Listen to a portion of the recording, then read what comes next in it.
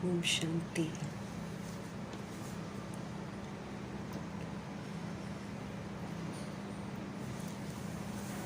बाप दादा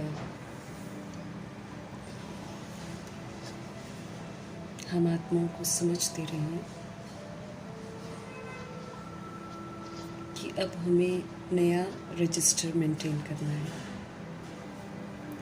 नए रजिस्टर में नई स्मृतियाँ, और सबसे पहले नई स्मृति ये है कि हम पवित्र आत्माएं हैं। अब पवित्र ब्राह्मण आत्मा है इस समय, तो संकल्प भी हमारे पवित्र हो, हमारी दृष्टि भी पवित्र हो, हमारा कर्म भी पवित्र हो, और फिर हमारे जो संबंध संपर्क हैं वो भी पवित्र हो। अर्थात हम मर्यादाओं की लकीर के अंदर रहें, हम आत्मिक स्मृति में रहें और हर किसी को आत्मा रूप में देखें। इस विधि से अपने रजिस्टर को मेंटेन करके रजिस्टर की रोज़ चेकिंग करनी है। रात को सोने से पहले बाबा कहते क्लीन करके सोना है। उसमें दिन पर दिन जो पवित्रता है वो बढ़ती चली जानी चाहिए। ऐसे नया रजिस्टर मेंटेन करने की समझ देकर हम आत्माओं को हर तरह से पवित्र बनने की समझ देने वाले पवित्रता के सागर परमपिता परमात्मा जी का हम तहे दिल से धन्यवाद करेंगे। उनकी श्रीमत पर एक्यूरेसी से चलकर पवित्र स्वरूप बनने वाले व्यक्त ब्रह्मा, अव्यक्त ब्रह्मा, गुप्त बड़ी माँ, big brother, great great grandfather का रोल प्ले करने वाली आत्मा ब्रह्मा जी का तहे दिल से धन्यवाद करेंगे। धन्यवाद करते हुए दोनों ज़बरदस्त लाइट्स को हासिल नासिर करते हुए हम सब मीठे परमपिता परमात्मा जी के जो महावाक्य हैं वो हम उन्हीं से समझेंगे, और वो जो समझ हमको मिलेगी वो सारे वायुमंडल में फैले, प्रकृति में फैले, तत्वों में फैले। ये हम दिल से दुआ करेंगे। और जब जब हम मुरली बाबा से समझेंगे, ये जो समझ है यूनिवर्स में मौजूद सभी रूहों तक भी पहुँचे, सब आत्माओं में स्वधर्म की जागृति हो, हर आत्मा अपने स्वधर्म में वापस आए, ये दिल से दुआ करेंगे। उन आत्माओं के लिए समर्पित करेंगे जो वृद्ध शरीरों में हैं, उन आत्माओं के लिए समर्पित करेंगे जो हम आत्माओं के साथ नकारात्मकता से कनेक्टेड हैं। कहीं न कहीं संकल्प बोल कर्म के हमारे हिसाब किताब कहीं न कहीं फंसे हुए हैं। स्कूल लाइफ, कॉलेज लाइफ, जहाँ कहीं भी हम हुए होंगे, गुजरे होंगे, न जाने, क्योंकि तब तो हम बेसमझ थे, तो हमने बहुत जगह हिसाब किताब बना रखे हैं। उन रूहों तक भी प्रभु जी की समझ पहुँचे जो नकारात्मकता से मेरे साथ कनेक्टेड है। फिर उन रूहों तक पहुँचे जो हमारे साथ लौकिक में पाठ बजा रहे हैं, कुछ चल रहे हैं ज्ञान में, कुछ नहीं भी चल रहे हैं, तो सबके साथ हमारा हिसाब किताब है। तो उन रूहों तक भी प्रभु जी की समझ पहुँचे। फिर आकारी शरीरों में रोज़ जो शरीर छोड़ रहे हैं अचानक, और जो उनके संबंधी हैं, दुखी हैं, परेशान हैं, सब रूहों तक प्रभु जी की समझ पहुँचे। जो गर्भ में प्रवेश कर गई हैं आत्माएं, उन तक प्रभु जी की समझ पहुँचे। जो हॉस्पिटलों में पीड़ित हैं, घरों में पीड़ित अवस्था में हैं, उन तक प्रभु जी की समझ पहुँचे। और जो प्राकृतिक आपदाओं के शिकार हैं, जो दैहिक हिंसाओं के शिकार हैं, उन रूहों तक प्रभु जी की समझ पहुँचे। जो माया के प्रकोप के कारण अलबेली बन गई हैं, तंत्र मंत्र के कारण अलबेली हो गई हैं, उन आत्माओं तक प्रभु जी की समझ पहुँचे। जो वाम मार्ग में चली गई हैं और जो जाने की तैयारी कर रही हैं रूहें, उन सभी रूहों तक प्रभु जी की समझ पहुँचे, ताकि आत्मघात से वो बच जाए। मीठे बाबा की मीठी समझ उन रूहों तक पहुँचे जो कुमार कुमारियों के शरीरों में हैं, जो छोटे शरीरों में हैं, जो अपनी संस्था बनाकर बैठे हैं, दूसरों को भी गुमराह कर रहे हैं, खुद भी गुमराह हैं। उन रूहों तक प्रभु जी की समझ पहुँचे जो भिन्न भिन्न सत्ताओं में बटे हुए हैं, भिन्न भिन्न वर्गों में बटे हुए हैं, भिन्न भिन्न मठ पंथों में बटे हुए हैं, जाति के नाम पर, रूप के नाम पर, नाम के भान में भी बहुत लोग बटे हुए हैं। सभी रूहों तक प्रभु जी की समझ पहुँचे, हर आत्मा अपने स्वधर्म में लौटे, दिल से दुआ करेंगे। बाबा की मुरली उन रूहों तक पहुँचे जो इस समय वैश्याएँ बन गई हैं, गणिकाएँ बन गई हैं, और जो देह के धंधे करती हैं, जो उनसे देह के धंधे करवाते हैं, सबको इस धंधे से वैराग आ जाए, दिल से दुआ करेंगे। यादव कौरव यवन बन गई आत्माएं उन रूहों तक प्रभु जी की समझ पहुँचे। दिल से हम सब दुआ करेंगे। भूत प्रेत आत्मा बनकर जो भटक रही हैं रूहें, उन तक प्रभु जी की समझ पहुँचे।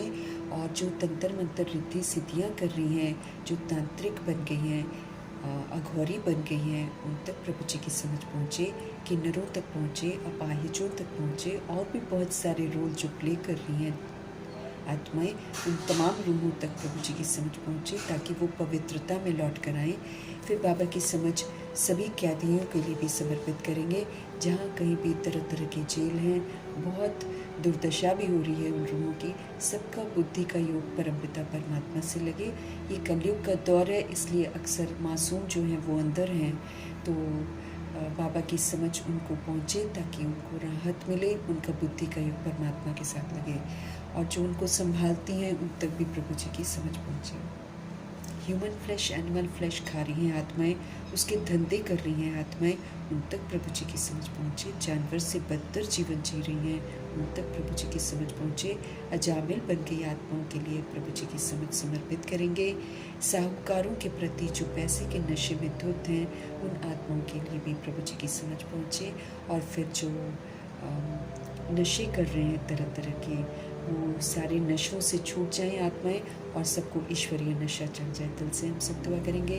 बाबा की मीठी मुरली फिल्म इंडस्ट्री की रूहों के लिए भी समर्पित करेंगे। सीरियल्स जो बनाते हैं उनके लिए भी समर्पित करेंगे। ये इंडस्ट्री भी बहुत गंदी हो गई है और दूसरों को भी गंदा कर रही है। सब में काम, क्रोध, लोभ, मोह, अहंकार आ गया है। हर आत्मा को काम विकार से वैराग आ जाए, नफरत आ जाए, घृणा आ जाए। हर आत्मा अपने स्वधर्म में वापस लौटे। दिल से हम सब दुआ करेंगे। जो अंडरवर्ल्ड डॉन्स बन गए हैं, जो आतंकवादी बन गई हैं रूहें, उन सभी रूहों तक प्रभु जी की समझ पहुँचे। दिल से हम सब दुआ करेंगे। उन जगहों पर प्रभु जी की समझ पहुँचे जहाँ अभी तक पहुँची नहीं है, और अगर पहुँचती भी है तो आत्माएं सुनना ही नहीं चाहती हैं।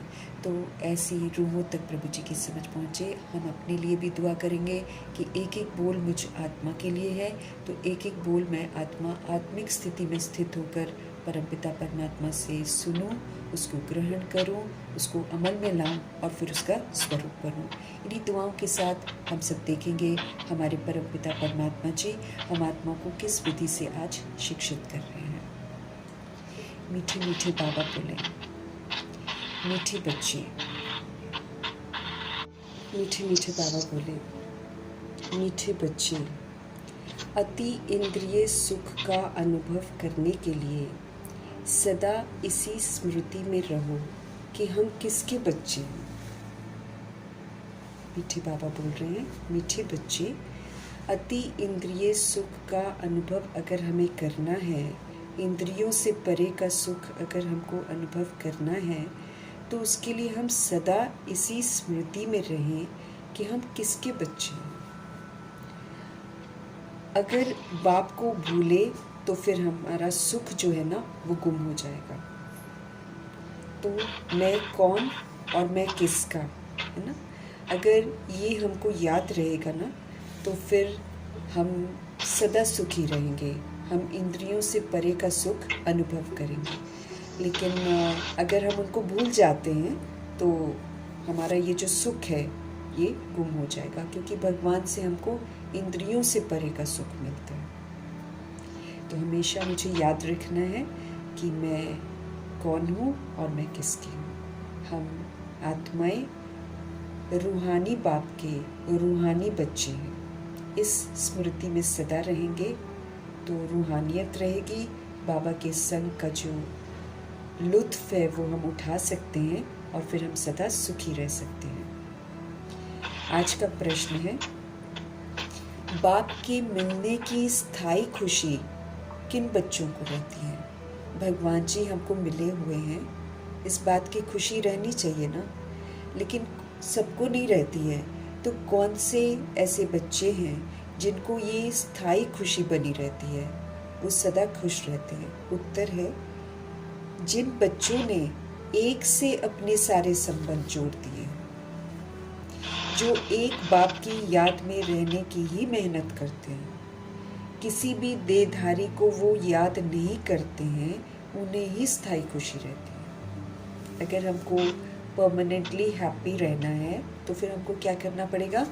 जिन बच्चों ने एक से अपने सर्व संबंध जोड़े हैं कि वही बाप है, वही माँ है, वही भाई है, वही बहन है, वही हमारे माता पिता हैं, मतलब जितने भी लौकिक के रिश्ते हैं, जिन्होंने वो लौकिक के रिश्ते सारे संबंध जो है वो भगवान जी से बना लिए हैं, वो सदा खुश रहते हैं।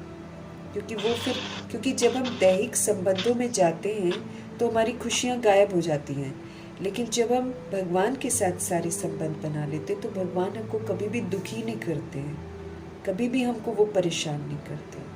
वो हर तरह से हमको सुख का अनुभव कराते हैं।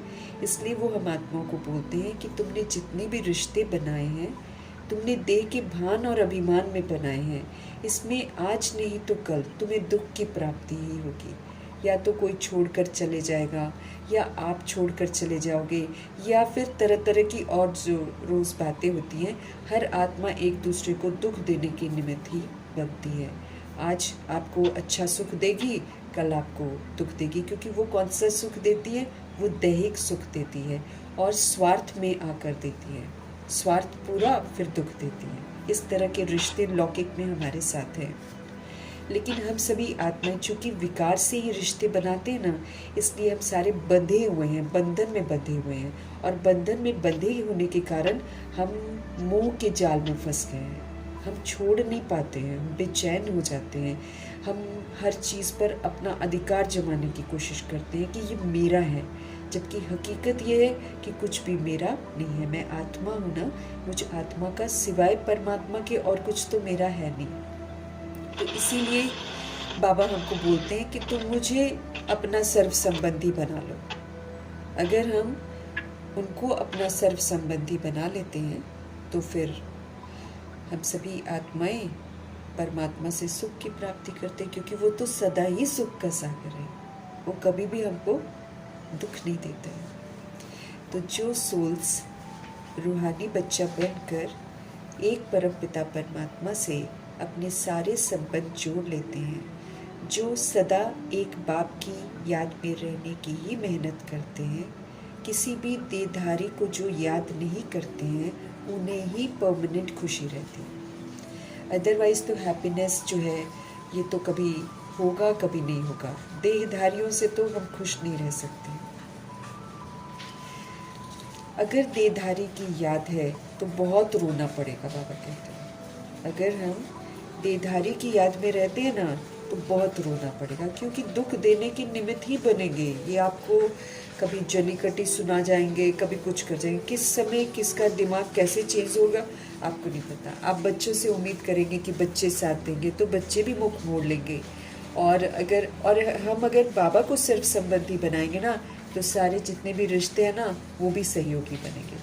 लेकिन जहाँ हम बाबा को रिश्ता नहीं बनाएंगे, बाकी सबको बनाएंगे, तो वहाँ आपको दुखों की प्राप्ति ज़रूर होगी। इसलिए बाबा आपको समझ दे रहे हैं कि अगर आप देहधारी को याद करोगे तो कोई भी देहधारी किसी का साथ देने वाला नहीं है। इसीलिए बाबा पहले ही स्पष्ट करते हैं कि बहुत रोना पड़ेगा। जैसे 2009 में जब हमने मुरली पढ़ी थी और प्रश्न पूछा था तो बाबा ने बोला था और बच्चे पैदा नहीं करना, नहीं तो तुमको बहुत रोना पड़ेगा। कितना स्पष्ट बाबा बताते हैं। लेकिन फिर भी हम अगर मनमानियाँ करके दैहिक रिश्ते जोड़कर देहधारियों को याद करते हैं तो फिर हमको तैयार रहना पड़ेगा कि हमको बहुत रोना पड़ेगा। विश्व का मालिक बनने वाले कभी रोते नहीं हैं, लेकिन जो विश्व का मालिक बनने की तमन्ना रखते हैं, जिनके पास ये लक्ष्य होता है, वो अपना सारा बुद्धि का योग भगवान में लगाते हैं, अपने पुरुषार्थ में लगाते हैं, खुशी उनकी बनी रहती है, सब सहयोगी बन जाते हैं। तो अगर हम चाहते हैं कि हम परमानेंट हैप्पी रहें तो हमको इन बातों का ध्यान रखना है कि मुझे सारे संबंध प्रभु जी से जोड़ने हैं, उनको अपना सर्व संबंधी बना लेना है। बच्चा भी बनाना है, भाई बहन भी बनाना है, मदर फादर भी बनाना है, और भी जो मेरे रिश्ते होंगे, अगर सास ससुर है तो सास ससुर भी उनको बनाओ, और फिर अगर और कुछ रिश्ते हैं तो वो सारे रिश्ते भगवान जी को बनाओ। एक भी रिश्ता छूट गया तो प्रभु जी स्पष्ट करते हैं वही रिश्ता आपको फेल करा देगा।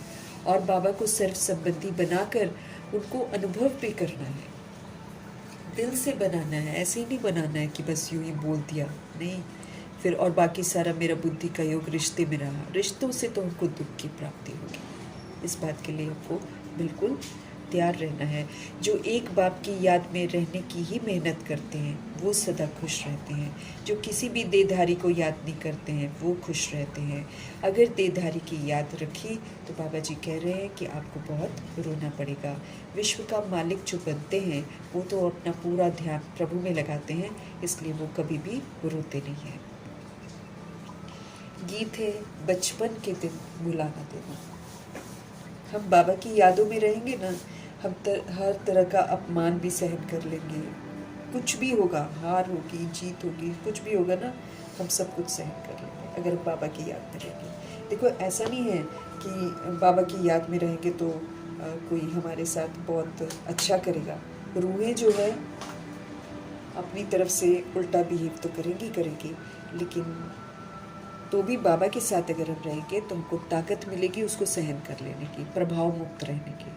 इतना फ़ायदा है हमको बाबा से। बाबा को याद करेंगे ना तो हम निंदा, स्तुति, मान, अपमान, हार, जीत, सब तरह की सिचुएशंस को हम पार कर लेंगे। गीत है बचपन के दिन भुला ना देना, है ना। जब हम शुरू में बाबा के बनते बहुत एंथुजियाज्म आता है, बहुत आता है। तो धीरे धीरे बाद में पता चलता है ना पुरुषार्थ कैसे करना है, लेकिन शुरू में तो हम लोग बहुत अच्छे से बाबा का बनते हैं। और शुरू में बाबा हमारा हाथ भी पकड़ते हैं, हाथ पकड़ के रख के चलाते हैं। लेकिन जैसे जैसे हम थोड़ा ज्ञान में आगे बढ़ते हैं, बड़े होते हैं ज्ञान में, तो फिर बाबा अगर हम गिरते हैं ना तो बाबा कहते हैं उठो, आप खुद उठो, है ना। ऐसा वाला सिचुएशन आता है। फिर पेपर भी आते हैं, फिर उनको पास करना होता है। लेकिन बचपन का समय बड़ा सुहावना सा होता है, बड़ा फ्लावरी होता है, क्योंकि ज्ञान अभी पूरा समझ में आया नहीं होता है। पुरुषार्थ हमको कितना करना वो समझ में आया नहीं होता है, बहुत अच्छा लगता है। तो इसलिए प्रभु जी हमको बोलते हैं कि वो बचपन के दिन भुला मत देना, है ना। कि आज आप बहुत हैप्पी हो, कल जाकर आप बचपन में पवित्रता की प्रतिज्ञा करते हो, फिर आप भूल जाते हो, फिर बाद में जाकर रोते हो। ऐसा मत करना। ये बाबा हमको समझ देते। तो बचपन के दिन मतलब ज्ञान में जब हम आते हैं वो वाले दिन, वहाँ से तो हमारा बचपन फिर से शुरू होता है। ओम शांति। हमारे शिव बाबा कहते हैं, मीठे बच्चों, हम बेहद के बाप के बच्चे हैं, ये मत भूलो। सारा दिन चलते फिरते उठते बैठते मेरा कॉन्शियसनेस नया रजिस्टर का यही होना चाहिए कि मैं एक रूह हूँ और परमपिता परमात्मा का मैं बच्चा हूँ। ये सच्चाई है जिस सच्चाई में मुझे जीना है संगम युग में। क्योंकि सच्चाई जो है, सफाई जो है, ये चाहिए। झूठ नहीं बोलना है ना, जैसे मम्मा कल बोल रही थी, झूठ नहीं बोलना है हमको। मैं शरीर हूँ, मैं स्वयं हूँ, ये झूठ बोलते हैं ना, क्योंकि मैं रूह शरीर तो हूँ ही नहीं ना। ये सच्चाई को स्वीकार करना है। और फिर बाबा हमको कहते हैं, मीठे बच्चों, हम बेहद के बाप के बच्चे हैं। एक ही बाप है सभी रूहों का, तो हम बेहद के बाप के बच्चे हैं। ये भूलो मत। ये भूले तो अपने को रुला देंगे, धोखा खा जाएंगे हम बहुत ज़बरदस्त। अगर हम ये बात को भूल जाएंगे तो फिर हम अपने को रुला देंगे।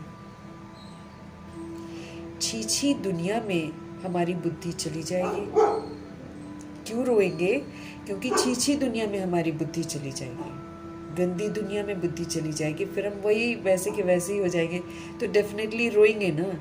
हमारे से जब सब कुछ छिन जाएगा तो और क्या करेंगे रोने के सिवाय?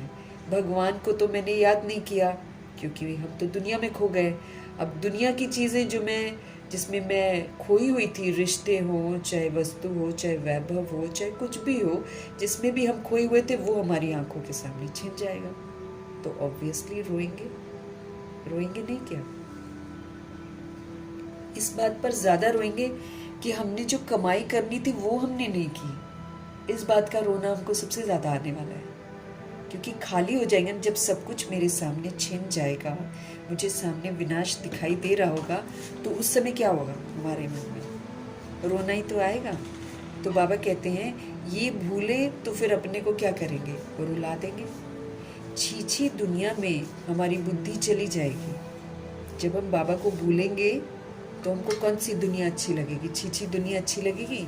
फिर बाबा कहते छीछी दुनिया में तुम्हारी बुद्धि चली जाएगी, वही वही तुम करोगे, बाप की याद रहे। फिर बाबा कहते वो तुमको रुलाएगी, अपने को रुला देंगे अगर हम बाबा को भूलेंगे। सब तरफ से हम धोखा खा जाएंगे। तो ये भूले तो अपने को रुला देंगे, छीछी दुनिया में मेरी बुद्धि चली जाएगी, बाप की याद रहने से अति इंद्रिय सुख भासता है। अगर हम बाबा की यादों में रहेंगे ना तो हम इंद्रियों से परे का सुख अनुभव करेंगे। बाबा कोई दैहिक सुख नहीं देते हैं, बाबा आत्मा को सुख देते हैं, वो इंद्रियों से परे का सुख अनुभव करती है। वो सुख बाप को भूल जाने से गुम हो जाएगा। जो इंद्रियों से परे का सुख है ना, वो जब हम बाबा को भूल जाते हैं तो वो गुम हो जाएगा। फिर हर दम याद रहना चाहिए कि हम बाबा के बच्चे हैं। हर समय मुझे याद रहना चाहिए कि मैं आत्मा हूँ और मैं परमात्मा का बच्चा हूँ। मैं आत्मा हूँ और मैं परमात्मा का बच्चा हूँ। ये मुझे हर समय याद रहना चाहिए कि हम बाबा के बच्चे हैं, नहीं तो अपने को रुला देंगे। आज बार बार बाबा यही बोल रहे हैं, नहीं तो क्या होगा, हमको रोना पड़ेगा।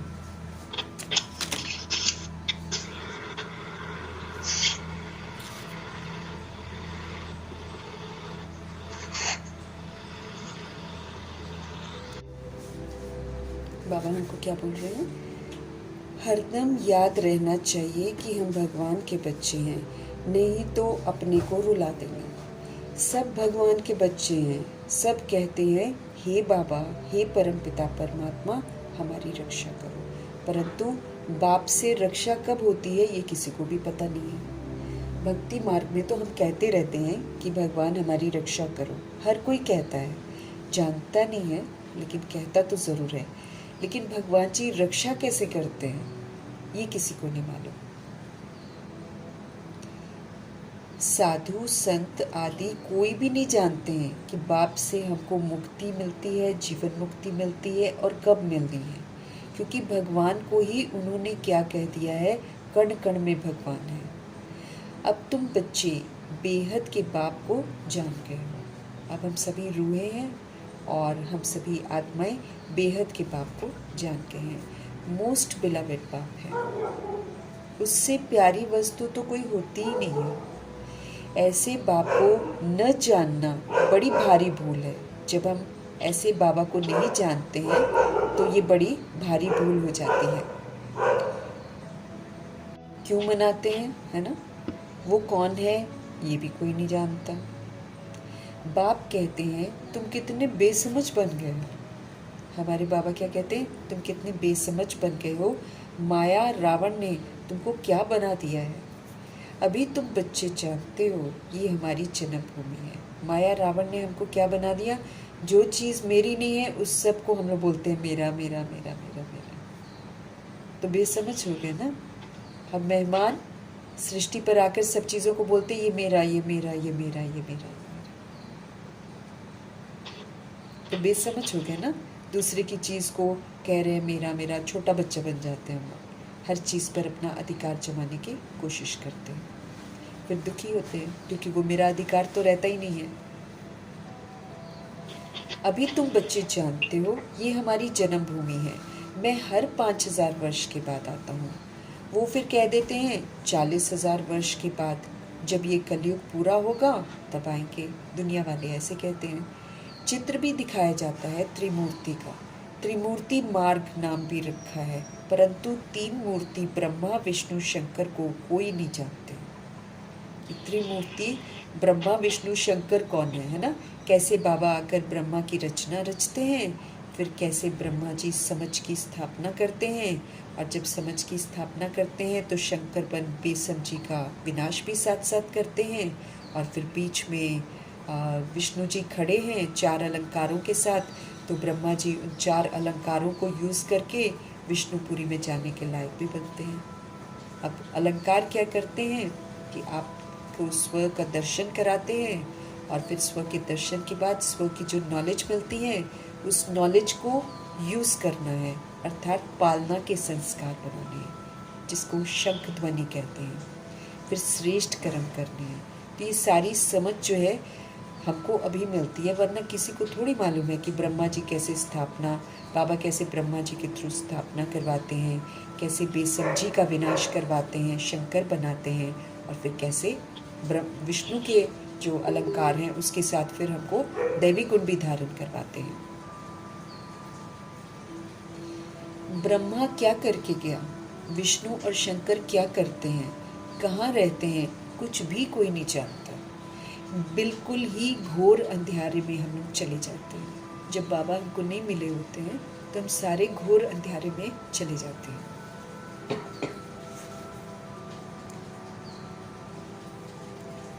बाप है रचता, बाबा सुंदर रचना रचते हैं। लोग कहते हैं कलयुग भी प्रभु ने बनाया है ना, ऐसे बोलते हैं।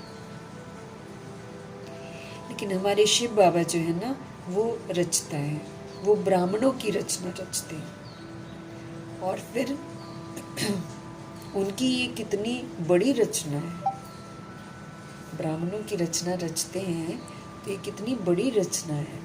और पहले 16,108.33 करोड़ बच्चे वो रचते हैं ना। फिर उसके बाद जो बाकी की बिरादरी जो है वो भी ब्रह्मा जी की बिरादरी कहलाती है। लेकिन बाबा कलयुग नहीं बनाते हैं, बाबा ब्राह्मण रचते हैं, पवित्रता की प्रतिज्ञा करवाते हैं, फिर फरिश्ता से देवता बनने की विधि बताते हैं। कितना बेहद का नाटक है ये, 5000 वर्ष का नाटक है। इसमें बेहद के मनुष्य रहते हैं, इसमें बहुत सारे मनुष्य हो जाते हैं ना, क्योंकि 16,108.33 करोड़ के बाद आज 800 करोड़ की आबादी हो गई है। तो ये बेहद का नाटक है, 5000 वर्ष का नाटक है। इसमें बेहद के मनुष्य रहते हैं। आज से 5000 वर्ष पहले जब सतयुग था, भारत में जब इन लक्ष्मी नारायण का राज्य था, तो और कोई भी राज्य नहीं था। भगवती श्री लक्ष्मी, भगवान श्री नारायण को कहा जाता है, ऐसे बोलते हैं वो लोग। राम सीता को भी भगवान राम, भगवान भगवती सीता कह देती हैं आत्माएं। अब ये भगवान नारायण, भगवती लक्ष्मी कहाँ से आ गए? पूछना चाहिए ना, प्रश्न पूछते हैं बाबा कि ये दोनों कहाँ से आ गए, ये कैसे भगवान भगवती बन जाते हैं? राज्य करके गए हैं, परंतु उनकी जीवन कहानी तो एक भी नहीं जानते हैं।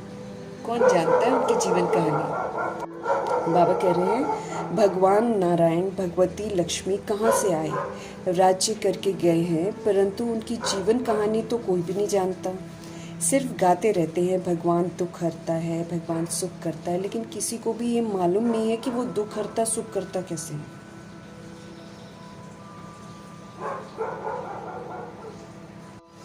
परंतु उनकी जीवन कहानी तो एक भी नहीं जानते हैं, सिर्फ गाते रहते हैं हे भगवान दुख हरता सुख करता। वो कैसे हमारी दुख हरते हैं, कैसे हमारी रक्षा करते हैं, कैसे हमको सुख देते हैं, कोई भी नहीं जानता।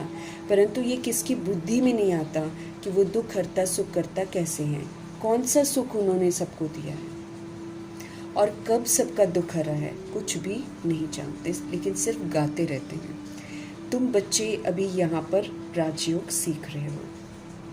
अभी हमको सिखाया जा रहा है कि कैसे हम रूहें जो हैं, हम आत्मा राजा हैं, किसके? अपनी शरीर रूपी राजधानी के, अपनी कर्म इंद्रियों के और अपने मन बुद्धि संस्कार के। हमें इसको कंट्रोल करना है, अपने आप को रूल करना है, कंट्रोल करना है, राजयोगी बनना है। क्योंकि अब बाबा का कहना है कि बिगड़ा हुआ संसार है, बिगड़ी हुई आत्माएं हैं, और लौकिक में अलौकिक में कोई भी रूप में आप देखेंगे तो तरह तरह की परीक्षाएं आएंगी। लेकिन अब बाबा हमको बना रहे हैं राजा।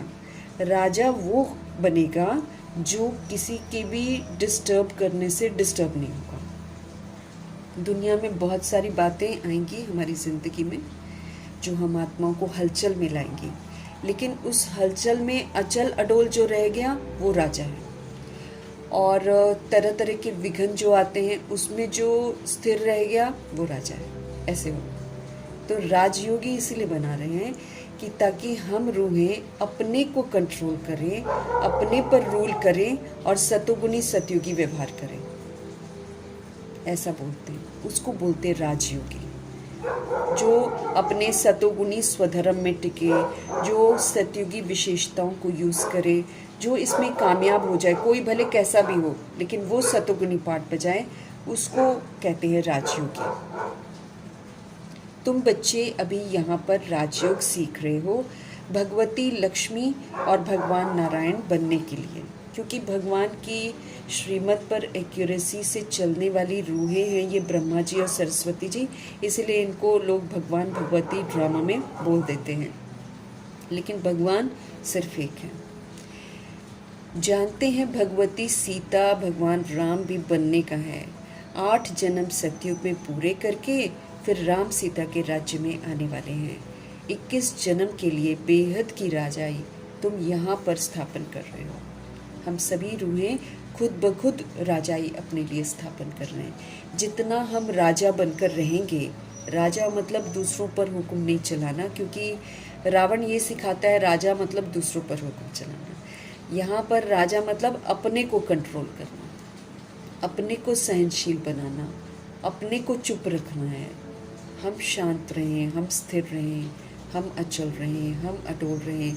कोई मेरा बुरा करे तो भी मैं उसका अच्छा करूं। ये जो तहजीब है, इसको अमल में लाने के लिए हमको राजा बनना है। नहीं तो हमको आदत नहीं है ना। 63 जन्म तो हमको आदत है फीलिंग की, कि हम फीलिंग में आ जाते हैं, हम दुखी हो जाते हैं, हम परेशान हो जाते हैं। ये तो हमको 63 जन्मों का आदत है। लेकिन बाबा अब हमको सिखा रहे कि जो 63 जन्मों की आदत है, इसके ऊपर अब एक सुंदर आदत बनो। और वो सुंदर आदत क्या होगी कि अपने स्वधर्म में स्थित रहो, अपने स्वरूप में स्थित रहो, अपने स्वराज्य में रहो और सबको सुख दो, सबको सतोगुनी सुख दो, सबके प्रति सतयुगी विशेषताओं का सहयोग दो। इसके लिए तो राजा ही बनना पड़ेगा ना। और फिर राजा बनेंगे तो फिर कैसे बनेंगे? योग फिर परमात्मा के साथ लगा रहेंगे।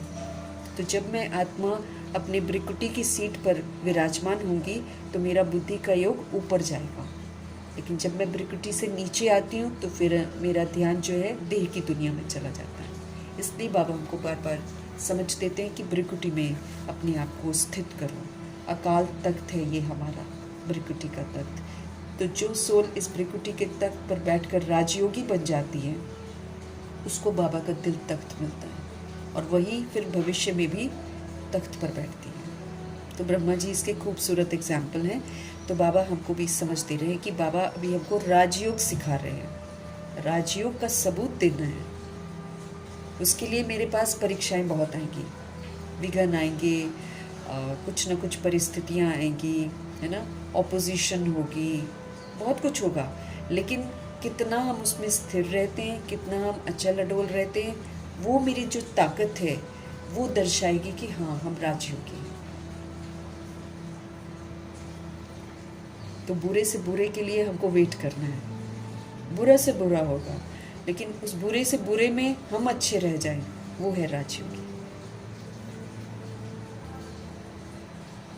21 जन्मों के लिए बेहद की राजाई तुम यहाँ पर स्थापन कर रहे हो। तुम भगवती भगवान स्वर्ग के मालिक बन रहे हो। स्वर्ग कोई आसमान में नहीं है जैसे कि दुनिया सोचती है, ये भी किसी को पता नहीं है। बिल्कुल ही तुच्छ बुद्धि हो जाते हैं। कहते हैं फलाना स्वर्ग पधारा, कोई भी हो, कैसा भी पाठ बजा रहा हो, लेकिन हमेशा उसके जब वो बॉडी छोड़ता है तो बोल देते कि स्वर्ग पधारा। अब स्वर्ग में जाने के लिए तो बाबा कहते हैं पुरुषार्थ करना पड़ता है, परंतु समझते कुछ भी नहीं है। अच्छा, क्या क्रिश्चियन बॉडी सब हेवन में जाएंगे? वो बाद में आकर अपना धर्म स्थापन करते हैं, वो तो हेवन में नहीं जाते हैं। तो फिर वो स्वर्ग में कैसे आ सकते हैं? वो तो द्वापर युग से आते हैं ना, नंबरवार। तो बाबा कहते वो तो स्वर्ग में वही जाएगा जो स्वर्ग के लिए पुरुषार्थ करेगा, और जो यहाँ पर दुनिया में कलयुग के दौर में जब चारों तरफ कलयुग है, उसमें रहते हुए जो स्वर्ग बनाने में मददगार बनेगा। हम स्वर्ग बनाने में मददगार कैसे बन सकते हैं? जब हम सतोगुनी और सतयुगी पाठ बजाने का सबूत देंगे। अगर हम आत्माएं सत्युग की विशेषताओं को अपने आचरण में ले आते हैं, अगर हम 7 गुणों को अपने आचरण में ले आते हैं तो समझो कि हम सत्युग स्थापन करने में मदद कर रहे हैं। तो बाबा कह रहे हैं स्वर्ग किसको कहा जाता है किसी को पता नहीं है। सन्यासी लोग कहते हैं ज्योति ज्योत समा गया। कोई रूह अगर शरीर छोड़ती है तो कह देते हैं ज्योति ज्योत में समा गई। ऐसा नहीं होता है। बाबा कहते हैं सभी रूहें इस सृष्टि पर मौजूद हैं, सब, तभी इतनी सारी आबादी हो गई है, क्योंकि जितनों ने शरीर छोड़े हैं उन्होंने दोबारा शरीर ले रखे हैं, और जिन्होंने नहीं ले रखे हैं वो हवाओं में घूम रहे हैं। कोई भी ज्योति ज्योत नहीं समा सकता है। कोई फिर कहते हैं निर्वाण धाम चला गया। अब निर्वाण भी तो लोक है ना, ये तो निवास स्थान है। ज्योति ज्योत में लीन होने की बात ही नहीं है। ज्योति में मिल जाए तो फिर तो आत्मा ही खत्म हो जाए, खेल ही सारा खत्म हो जाता है। तो इस ड्रामा से तो कोई भी आत्मा छूट ही नहीं सकती है, क्योंकि उसने खुद ड्रामा बनाया हुआ है। हम अपनी एक्ट करके खुद ही ड्रामा बनाते हैं। अभी तो हम अच्छी वाली एक्ट बाबा से सीख रहे हैं ना। अब इसमें हम जो जो कर रहे हैं हम खुद ही अपनी एक्ट बना रहे हैं, फिर यही रिकॉर्ड हो जाएगी, यही फिर रिपीट होती रहेगी। तो हम एक बार जो एक्ट कर लेते हैं उससे फिर हम छूट नहीं सकते हैं। इसीलिए कर्मा पर बाबा विशेष ध्यान देने को बोलते हैं, क्योंकि अगर हम कर्मा उल्टा कर रहे हैं तो फिर ये उल्टा कर्म रिकॉर्ड भी तो हो जाएगा। बार बार हम उल्टा ही करेंगे, हमको अच्छा नहीं लगेगा ना, बार बार वही उल्टा काम करे जा रहे हैं, फिर उल्टा परिणाम तो निकलता जाएगा। जैसे कल हम लोगों ने पढ़ा कि अगर तुम याद में भोजन नहीं खाते हो तो तुमने अवज्ञा करी, उसकी भोगना तो तुम्हें ही भोगनी पड़ेगी, ताकत नहीं मिलेगी ना उनको। बातें करते करते कई लोग खाते हैं ना, तो बातें करते करते खा लो, लेकिन जो अवज्ञा कर रहे हैं भगवान की, उसकी जो खाने, यूँ तो खाने में ताकत नहीं है कलयुग के खाने में, लेकिन याद में रहकर उसमें ताकत आएगी, याद में रहकर उसमें विटामिन मिनरल्स डलेंगे। तो और अगर हम याद में ही नहीं खा रहे हैं तो मेरे शरीर को तो वो पॉइजनस वाला फूड ही अंदर जाएगा। तो जब वो पॉइजनस फूड अंदर जाएगा तो वो मेरे को क्या देगा, तकलीफ ही तो देगा ना। तो उसका परिणाम हम ही भुगतेंगे, क्योंकि बाबा के फरमान की अवज्ञा कर रहे हैं। इस ड्रामा में से कोई भी आत्मा छूट नहीं सकती है, कोई भी मोक्ष को पा नहीं सकती है। गीत का अर्थ भी नहीं कोई समझते हैं, न जीवन मुक्ति का अर्थ समझते हैं और न आत्मा परमात्मा का अर्थ समझते हैं। कोई नहीं समझता, बस यूं ही बोल देते हैं। लेकिन रूह एक ज्योति बिंदु है और उस रूह का पिता सुप्रीम रूह है, ये चीज़ें समझते नहीं। फिर मुक्ति कैसे मिलती है, वो है शांति धाम में जाने के लिए। फिर जीवन मुक्ति कैसे मिलती है, वो है सुख धाम में आने के लिए। कहाँ कोई समझता है। ये तो बाबा आकर अभी आपको समझाते हैं कि जितना समय तुम इस संगम युग में हो उतना समय तुम अपने आप को ट्रस्टी बनकर पाठ बजाओ। जब ट्रस्टी बनकर पाठ बजाते हैं तो कुछ भी मेरा नहीं है, घर गृहस्थ में भी कोई मेरा नहीं है। तो हम सेवाधारी बनकर बाबा की श्रीमत प्रमाण उनके साथ व्यवहार करेंगे, क्योंकि हमको याद रखना है हम एक घर में आए हैं तो हमारा ज़रूर कार्मिक बंधन है पिछले जन्म का। तो हम एक्चुअली रिश्तों से नहीं मिलते हैं, हम कार्मिक अकाउंट से मिलते हैं। कहीं भी अगर हम संबंध संपर्क कहीं और भी बना लेते हैं, हम दफ्तर भी जाते हैं, तो हमको याद रखना है कि हम अपने कार्मिक अकाउंट के पास जा रहे हैं। कहीं हम घूमने जाते हैं, रिश्तों के घर में जाते हैं, हम किससे मिल रहे हैं, कार्मिक अकाउंट से मिलते हैं। हम दोस्त बनाते हैं, सखा बनाते हैं, सखी बनाते हैं, लेकिन हम क्या करते हैं, एक्चुअली हम कार्मिक अकाउंट से मिल रहे होते हैं। तो वो कार्मिक अकाउंट कब किस समय कौन सा कर्मा इमर्ज करेगा वो हमको नहीं मालूम होता है। इसलिए आजकल कलयुग में धोखे मिलते हैं, क्योंकि हमको ये पता नहीं होता है कि हम कार्मिक अकाउंट से मिल रहे हैं। हम ये सोचते हैं कि हम अपने रिश्ते से मिल रहे हैं, तो रिश्तों से फिर धोखा होता है। तो समीप रिश्ते में समीप बनकर वही रूह आती है जिसने मेरे साथ कुछ न कुछ हिसाब किताब लेना होता है। तो जीवन मुक्ति का अर्थ अब हम समझते हैं, दुनिया वाले नहीं समझते हैं। आत्मा परमात्मा को लेकर भी बाबा कहते हैं सब कंफ्यूज रहते हैं, वो भी नहीं समझते। बाप कहते हैं तुम्हारी शक्ल मनुष्य की है, जो इन देवताओं की भी थी। देवता भी मनुष्य ही थे, लेकिन उनके अंदर दैवी गुण थे, सत्यता थी, दिव्यता थी। सतयुग आदि में देवताएं थे, उनका 2500 वर्ष राज्य चला। बाकी 2500 वर्ष की बात है जिसमें और सब धर्म आ जाते हैं। 5000 वर्ष के बदले मनुष्य आजकल कह देते हैं कि लाखों वर्ष कल्प वृक्ष की आयु है। परंतु तुम्हारी बात समझने के लिए भी नहीं आएंगे, क्योंकि ऐसा शास्त्र बुद्धि में घुस जाते हैं, वो फिर उनकी बुद्धि से बाहर आते नहीं हैं। परंतु तुम्हारी बात समझने के लिए भी नहीं आएंगे। हाँ, आएंगे भी वही जिन्होंने कल पहले आकर समझा होगा, क्योंकि रिकॉर्डेड है ना। हम सभी रूहें जो करती हैं वो रिकॉर्ड हो गया है और वही हम करती हैं। परंतु तुम्हारी बात समझने के लिए भी नहीं आएंगे, बाबा कहते हैं। आएंगे वही जिन्होंने कल पहले आकर समझा होगा। पहले तो समझाना है कि एक है हद का संन्यास, जो लोग घर बार छोड़ देते हैं, जंगलों में चले जाते हैं, अपने परिवार को छोड़ देते हैं, वो है हद का संन्यास। जो सन्यासी लोग घर बार छोड़ जाकर जंगल में रहते हैं, पहले पहले तो वो सतो प्रधान थे। जो सन्यासी थे, जंगलों में रहते थे, वो किसी से थोड़ी कुछ लेते थे, वो जंगल से ही तोड़ के फल वगैरह खा लेते थे। अब वाले सन्यासी तो पैसा भी लेते हैं और फिर उनको गृहस्थियों से सब कुछ मिलता है।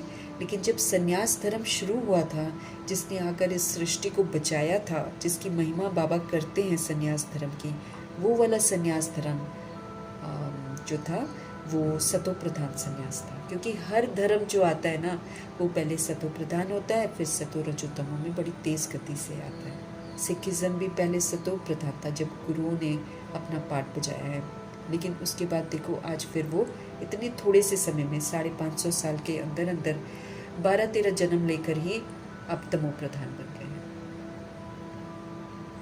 फिर अब तमो प्रधान बने हैं, सन्यासी भी बन गए हैं।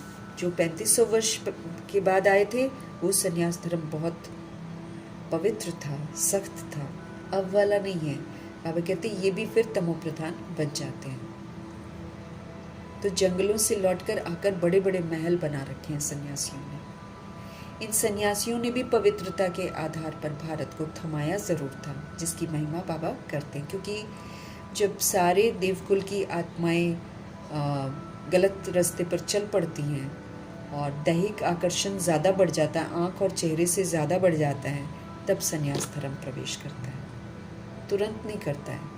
3500 ईयर्स जब ड्रामा को हो जाते हैं ना, 2500 वर्ष के बाद 3500 ईयर्स हो जाते हैं, तो फिर द्वापर युग के अंत में सन्यासी प्रवेश करते हैं। ये फिर पवित्र रहते हैं और बड़ा सख्त रहते हैं, शुद्धिकरण इनका बड़ा होता है, किसी से लेते नहीं कुछ भी। तब ये थामते हैं। फिर धीरे धीरे और लोग आते हैं, फिर वो अपने समय में थोड़ा थोड़ा थामते हैं। फिर जब सभी गंदे हो जाते हैं, तब प्रभु प्रवेश कर जाते हैं। फिर बाबा के बच्चे थामते हैं, ब्रह्मा सरस्वती जी और दादियाँ वगैरह, ये लोग थामते हैं। तो अब उस पवित्रता की वजह से, बाबा की मौजूदगी की वजह से थमा हुआ है, नहीं तो धरती तो अस्त व्यस्त करते सारा कुछ। बाबा कहते सन्यासी भी तमो प्रधान बन जाते हैं, जंगलों से लौटकर आ जाते हैं, बड़े बड़े महल बनाते हैं। इन सन्यासियों ने भी पवित्रता के आधार पर भारत को थमाया जरूर है, भारत की सेवा की है। ये सन्यास धर्म नहीं होता तो भारत एकदम विकारों में जल जाता पूरा का पूरा। ये तो थमा हुआ है बाबा की वजह से, और बाबा ने जो बच्चों को पवित्र बनाया है, जो पवित्र सोल्स होंगी ना मन वचन कर्म से, उनकी वजह से थोड़ा टिका हुआ है। नहीं तो बाबा कहते हैं ये तो भारत जल जाता।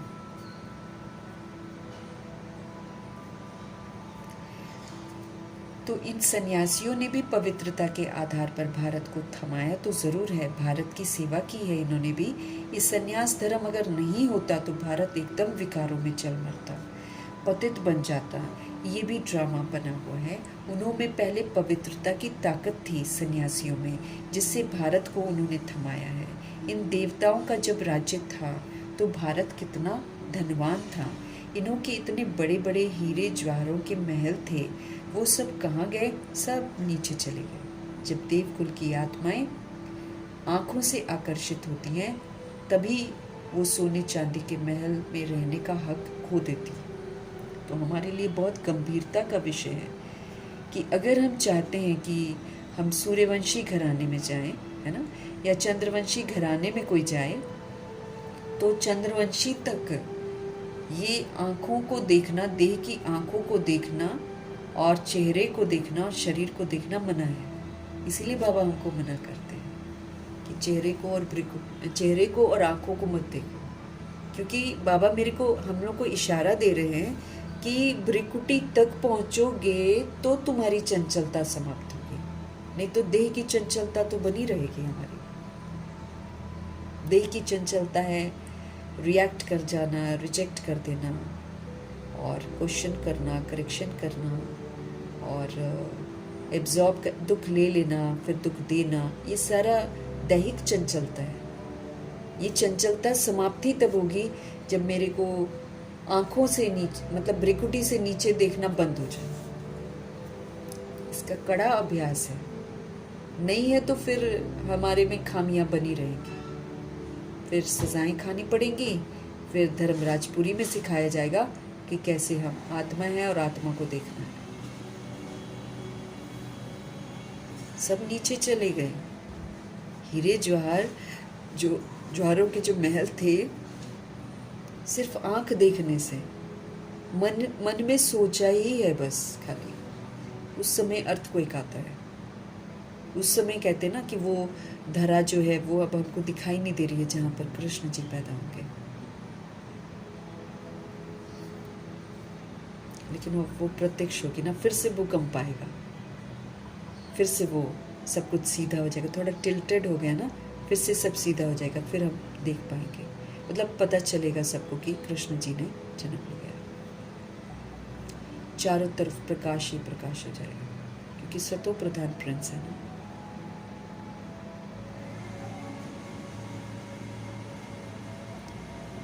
तो उनको ध्यान रखना है, सोने चांदी के महलों में जाने का हक, सतयुग में जाने का हक तभी मिलेगा जब हम बहुत काल तक सबूत देंगे कि हम चेहरा और आंखें, शरीर की आंखें नहीं देख रहे हैं, हम चमड़ी की आंखों से नहीं देख रहे हैं। चमड़ी की आंखों से देखेंगे तो बाबा कहते हैं आप चमड़ी ही देखोगे, और चमड़ी समझोगे अपने आप को चमड़ी की आंखों से देखते हुए, तो तुम हमेशा चमड़ी और दमड़ी के पीछे ही पड़े रहोगे। दमड़ी मीन्स पैसा और चमड़ी means of course looks, face, शरीर। तो इसलिए हमको पुरुषार्थ करना है कि जब भी कभी हम किसी से बात करें, हम विस्मृत ना हो कि हम सोल्स हैं और एक सोल दूसरी सोल से बात कर रही है। अब सोल्स हैं तो हम परमात्मा के बच्चे हैं, परमात्मा के बच्चे हैं तो फिर हमको कैसे बात करनी चाहिए, वो तहजीब बाबा जो सिखा रहे हैं वो फिर हमारे आचरण में होनी चाहिए। भ्रिकुटी में देखना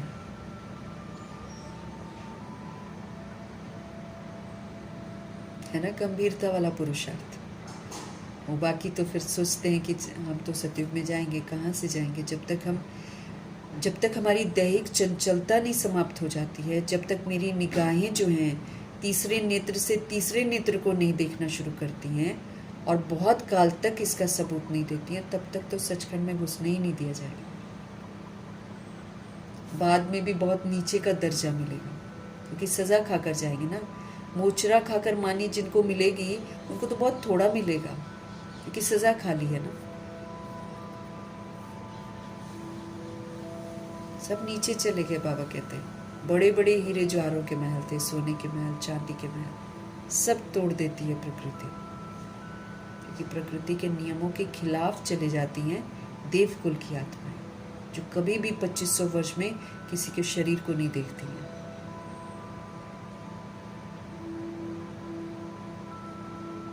लंका और द्वारिका के लिए कहते कि समुद्र के नीचे चली गई, अभी तो है नहीं। सोने के महल आदि सब थे ना, जब मंदिरों आदि में हीरे जवाहरात लगा सकते हैं तो सतयुग में क्या नहीं होगा। कितनी तुम बच्चों को खुशी होनी चाहिए कि बाबा फिर से आया हुआ है। कहते हैं बाप को याद करो, याद एक को ही हमें करना है, क्योंकि उनको याद करने से ही जो मैंने 63 जन्म में पाप कर रखे हैं वो मेरे विनाश होंगे और फिर नए पाप और नहीं होंगे। ये याद से ही मुमकिन है कि मैं आत्मा और पाप ना करूं, अदरवाइज तो 1 सेकंड में पाप हो रहे हैं। बॉडी समझ रहे हैं पाप कर रहे हैं। बॉडी समझना सबसे बड़ा पाप है ना। विक्रम फिर विनाश नहीं होते हैं, फिर तो विक्रम ऐसे बनते हैं जिसमें 1 का 100 गुना। करी होगी मैंने एक गलती, मिलेगा पनिशमेंट मुझे 100 का। क्यों? क्योंकि मुझे देखकर 100 लोग कॉपी कर रहे हैं। फिर हम और समझते हैं तो फिर 1 का 1000 गुना दंड, फिर हम और समझते हैं तो फिर 1 का 1,00,000 गुना दंड। ऐसे हमारा बढ़ता चला जाता है।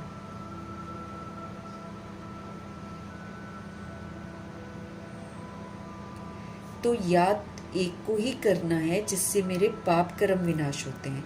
परंतु बाबा कहते हैं याद को ही भूल जाते हैं, और फिर किसको याद करते हैं? देहधारी को याद करते हैं। अब जब जब हम देहधारी को याद कर रहे हैं हम पाप कर रहे हैं, और जब जब हम देहधारी को याद कर रहे हैं तो हमको याद रखना चाहिए कि वो देहधारी हमको धोखा देगा ही देगा, वो हमको रुलाएगा ही रुलाएगा।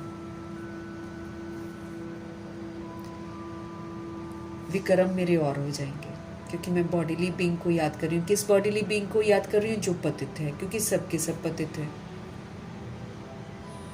तो पतित को याद करेंगे तो क्या हो जाएगा? पतित ही तो बनेंगे, भगवान से तो दूर होते जाएंगे ना। भगवान नहीं पसंद करते हैं। दैहिक भान अगर हमारे अंदर होगा ना तो भगवान हमको देखेंगे भी नहीं।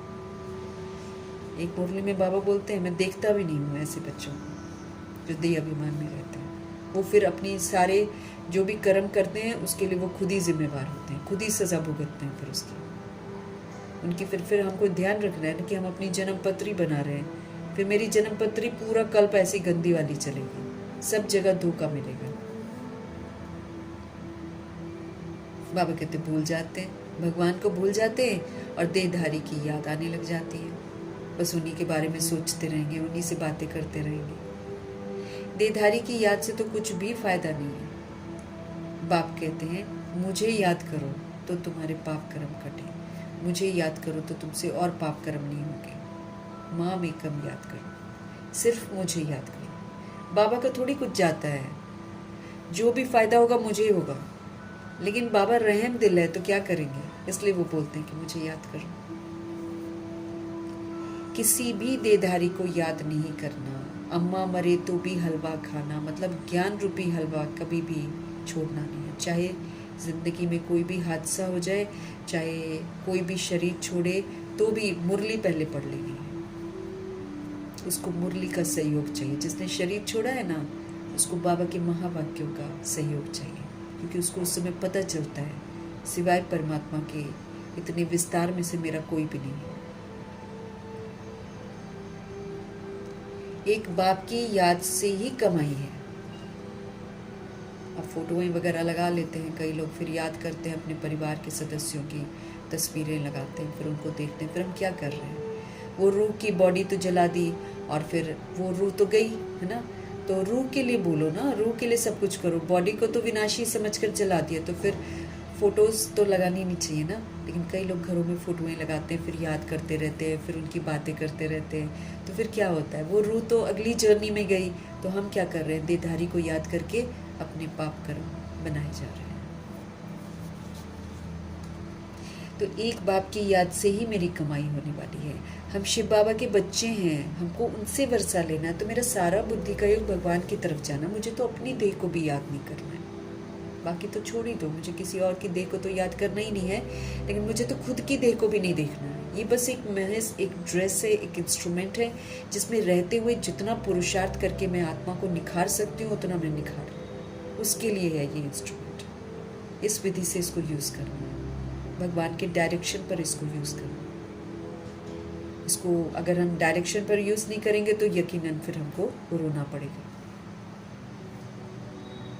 हम शिव बाबा के बच्चे हैं, उनसे हमको वर्षा लेना है। इस समय बाप को याद नहीं किया, बहुत पछताना पड़ेगा, क्योंकि सारे साथ छूट जाएंगे। हम एक बैग अलग हो जाएंगे ना सबसे, एक दूसरे से। और अलग भी ऐसे हो जाएंगे कि कोई कहीं दफ्तर गया तो दफ्तर में ही रह जाएगा, कोई कहीं घूमने गया हुआ है तो घूमने ही में चला वहीं रह जाएगा। ऐसे होना है हमारा एंड।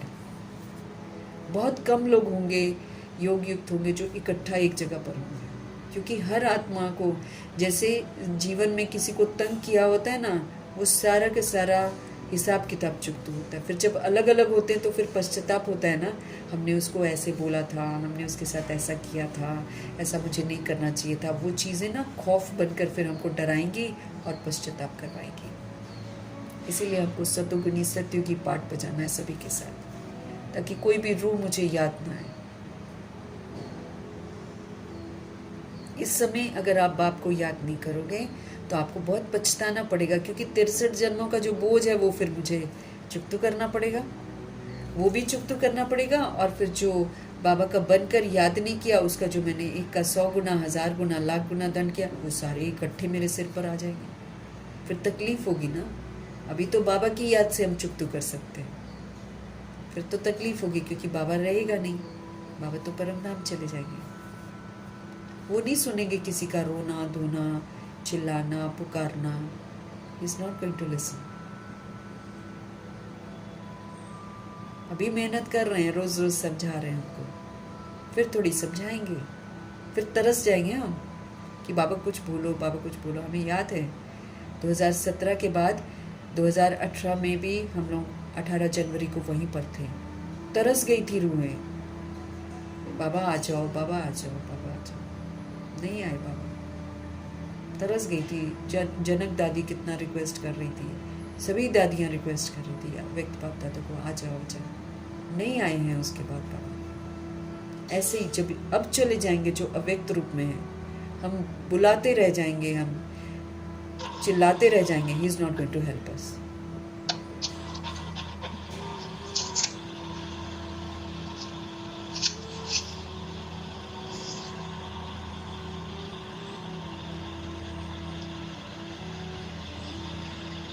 वो हमारी मदद नहीं करेंगे, है ना। पछताना पड़ेगा, रोना पड़ेगा। बाबा कहते हैं इस समय बाप को अगर हमने याद नहीं किया तो फिर हमको बहुत पछताना पड़ेगा, बहुत रोना पड़ेगा। विश्व के मालिक बनने वालों को रोने की क्या दरकार है। बाबा कहते तुम विश्व का मालिक बनो ना। तो जो विश्व का मालिक बनेगा वो शिव बाबा की यादों में रहेगा, वो बाबा की श्रीमत पर चलेगा, वो फिर नहीं रोता। क्यों? क्योंकि जो विश्व का मालिक बनता है वो सतोगुनी सतयुगी पाठ बजाता है, वो याद में रहता है और सबको बाबा की याद दिलाता है ना। वो याद में रहता है और सबको बाबा की ही याद दिलाएगा वो।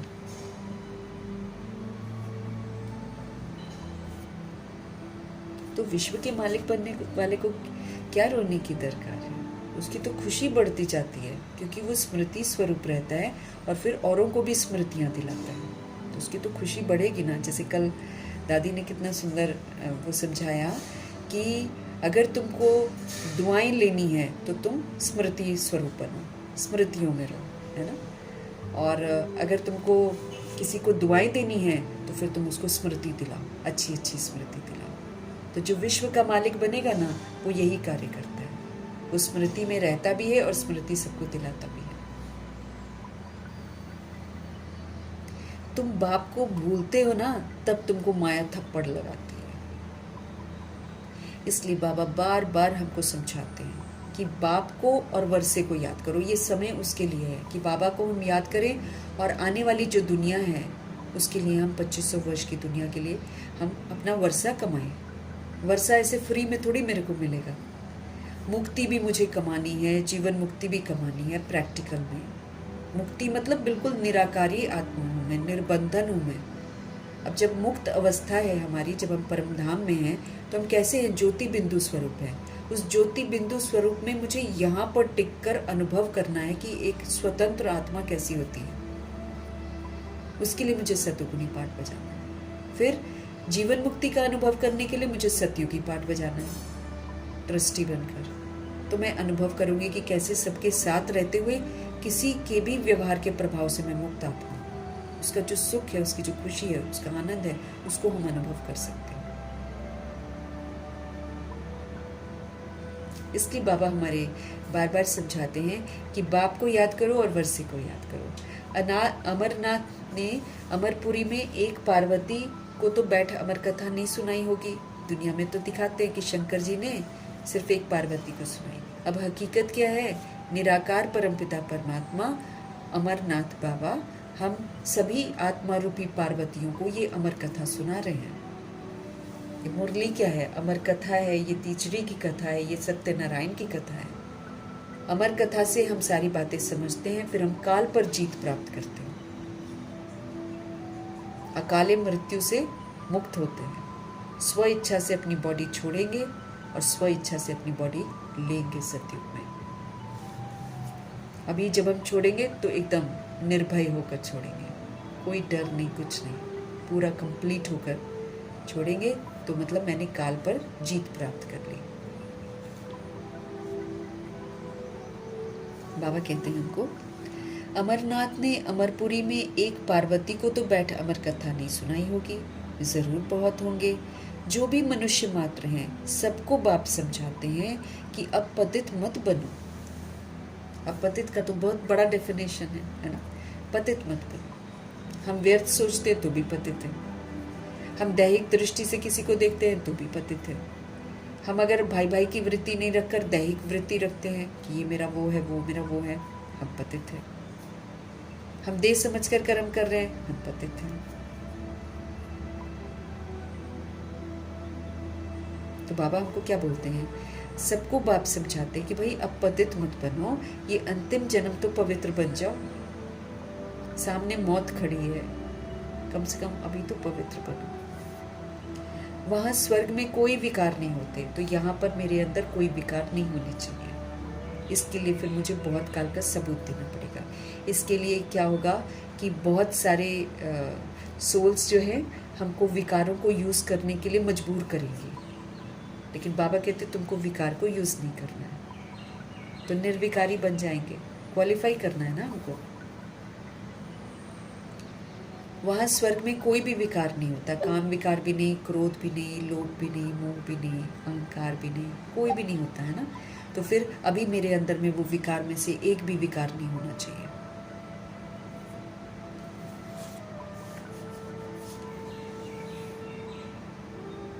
वहाँ स्वर्ग में कोई विकार नहीं होते। अगर वहाँ भी विकार होता तो फिर स्वर्ग और नरक में फर्क क्या होता?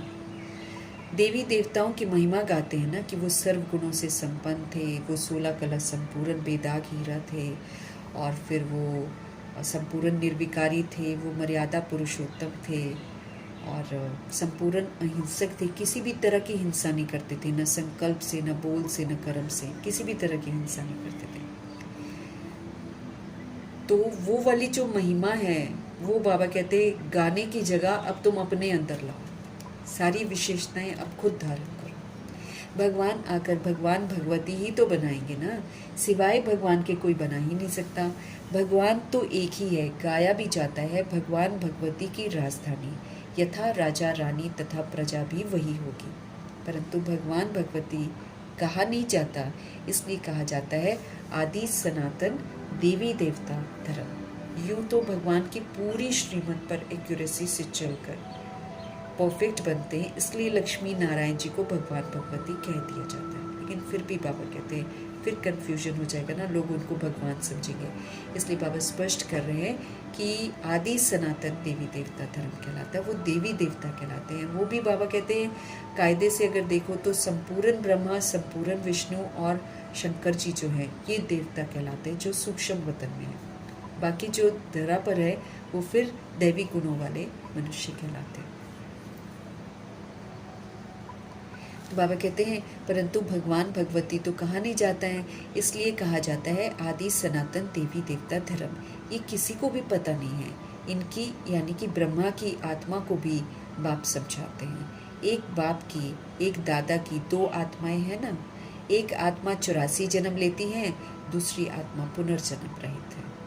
एक तो 84 जन्म लेती है और हमारे शिव बाबा पुनर्जन्म रहित है। बाप कभी भी पुनर्जन्म नहीं लेते हैं, एक ही बार आकर सारे विश्व को पवित्र बनाने के लिए हमको क्या कहते हैं, राजयोग सीखो। हम राजयोगी बनकर फिर सारी सृष्टि को पवित्र बनाने में सहयोग देते हैं। जो सहयोग देता है वो पवित्र दुनिया में जाता है, क्योंकि उसने बॉडी में रहते हुए पवित्र दुनिया स्थापन करने में मदद की, इसलिए उसको गिफ्ट मिलता है सत्युग का। हमारे शिव बाबा कभी भी पुनर्जन्म नहीं लेते हैं, एक ही बार आकर सारे विश्व को पवित्र बनाने के लिए हमको सिखाते हैं राजयोग। बाप तुमको समझाते हैं, मैंने इनमें प्रवेश किया है, ये 84 जन्म भोग आए हैं, अब इनके बहुत जन्मों का ये अंतिम जन्म है। अब मैं हूँ निराकार, तो कैसे आकर बच्चों को राजयोग सिखलाऊं? मैं अपने लिए तो बॉडी लेता नहीं हूँ, प्रेरणा से मैं कुछ कह नहीं सकता हूँ, क्योंकि हम कैच ही नहीं कर पाएंगे, क्योंकि हम तो हो जाते पतित। श्री कृष्ण भगवान वाच भी हो नहीं सकता है, वो कैसे आ सकता है? वो तो है ही सतयुग का प्रिंस, वो कलयुग में क्यों आएगा? कलयुग में थोड़ी टिकेंगे वो। जो सोल पवित्र बन जाएगी वो तो बॉडी छोड़ देगी, वो नहीं रहेगी यहाँ पर। तो श्री कृष्ण भगवान वाच तो हो नहीं सकता, वो कैसे आ सकते हैं? वो तो है ही सतयुग का प्रिंस, वो तो 16 कला संपूर्ण है, एकदम परफेक्ट है, फ्लॉलेस है, वो सर्वगुण संपन्न है, वो है ना। उनकी जो विशेषताएं हैं वो तो पूरी जो क्वालिफिकेशन होती है सत्युग की, वो सारी की सारी उनके अंदर है। तो फिर त्रेता में होते हैं 14 कला संपूर्ण, वहाँ पर कलाएं थोड़ी सी कम हो जाती हैं। फिर द्वापर में श्री कृष्ण को क्यों ले गए हैं? उनको तो पहले आना चाहिए ना। शास्त्रों में कृष्ण जी को द्वापर में ले गए हैं और फिर उनको हिंसात्मक दिखा देते हैं, बड़ा वाला कृष्ण भी दिखाते हैं और उनके हाथ में स्वदर्शन चक्र भी दिखाते हैं। फिर वो चलता है तो किसी का गला काट के आता है, हिंसात्मक दिखा देते हैं उनको ना। फिर माखन चोर दिखा देते हैं, कभी कुछ करना सिखा, ऐसे ऐसे दंत कथाएं बना देती हैं रूहें। लेकिन वो तो बड़ा सतो प्रधान है, वो तो छोटा बच्चा है, उनको तो पहले आना चाहिए ना। बाप समझाते हैं पहले बाप को याद करो, नहीं तो माया एकदम थप्पड़ मार देगी। हम जब जब बाबा को याद नहीं करते हैं ना, हम माया से थप्पड़ खा रहे होते हैं और अपनी किस्मत खुद ही खराब कर रहे होते हैं। वो फिर माया बाद में रुलाएगी। तो माया एक्चुअली थप्पड़ मारती है जब हम बाबा को याद नहीं करते, एकदम थप्पड़ मार देगी। बाबा कहते हैं छुई मुई का एक झाड़ होता है ना, टच मी नॉट का एक झाड़ होता है, आप उसको टच करेंगे तो पत्ते कैसे उसके बंद हो जाते हैं। तो छुई मुई का एक झाड़ होता है, हाथ लगाओ तो मुरझा जाए। तुम्हारा भी ऐसा ही हाल होता है, बाप को याद नहीं किया और खलास, कुछ ना कुछ बात बुरी लग जाएगी, फिर भगवान को छोड़ देते। बाप को याद नहीं किया और खलास। गीत में भी सुना ना, बचपन के दिन भुला न देना। शुरू में आएंगे खूब खुशी खुशी उमंग उत्साह से, धीरे धीरे धीरे उमंग उत्साह कम हो जाता है। बाप को भूले तो कहाँ न कहाँ चोट लग जाएगी। अगर हम बाबा को भूल जाएंगे तो चोट तो लगेगी लगेगी, धोखा मिलेगा। जिसके पीछे हम जाएंगे ना, वही रूह हमको दुख पहुंचाएगी। ये प्रॉब्लम है। अगर बाबा को नहीं याद करते हैं ना, और जिसको हम याद करते हैं, वहां से दुख की प्राप्ति होनी है।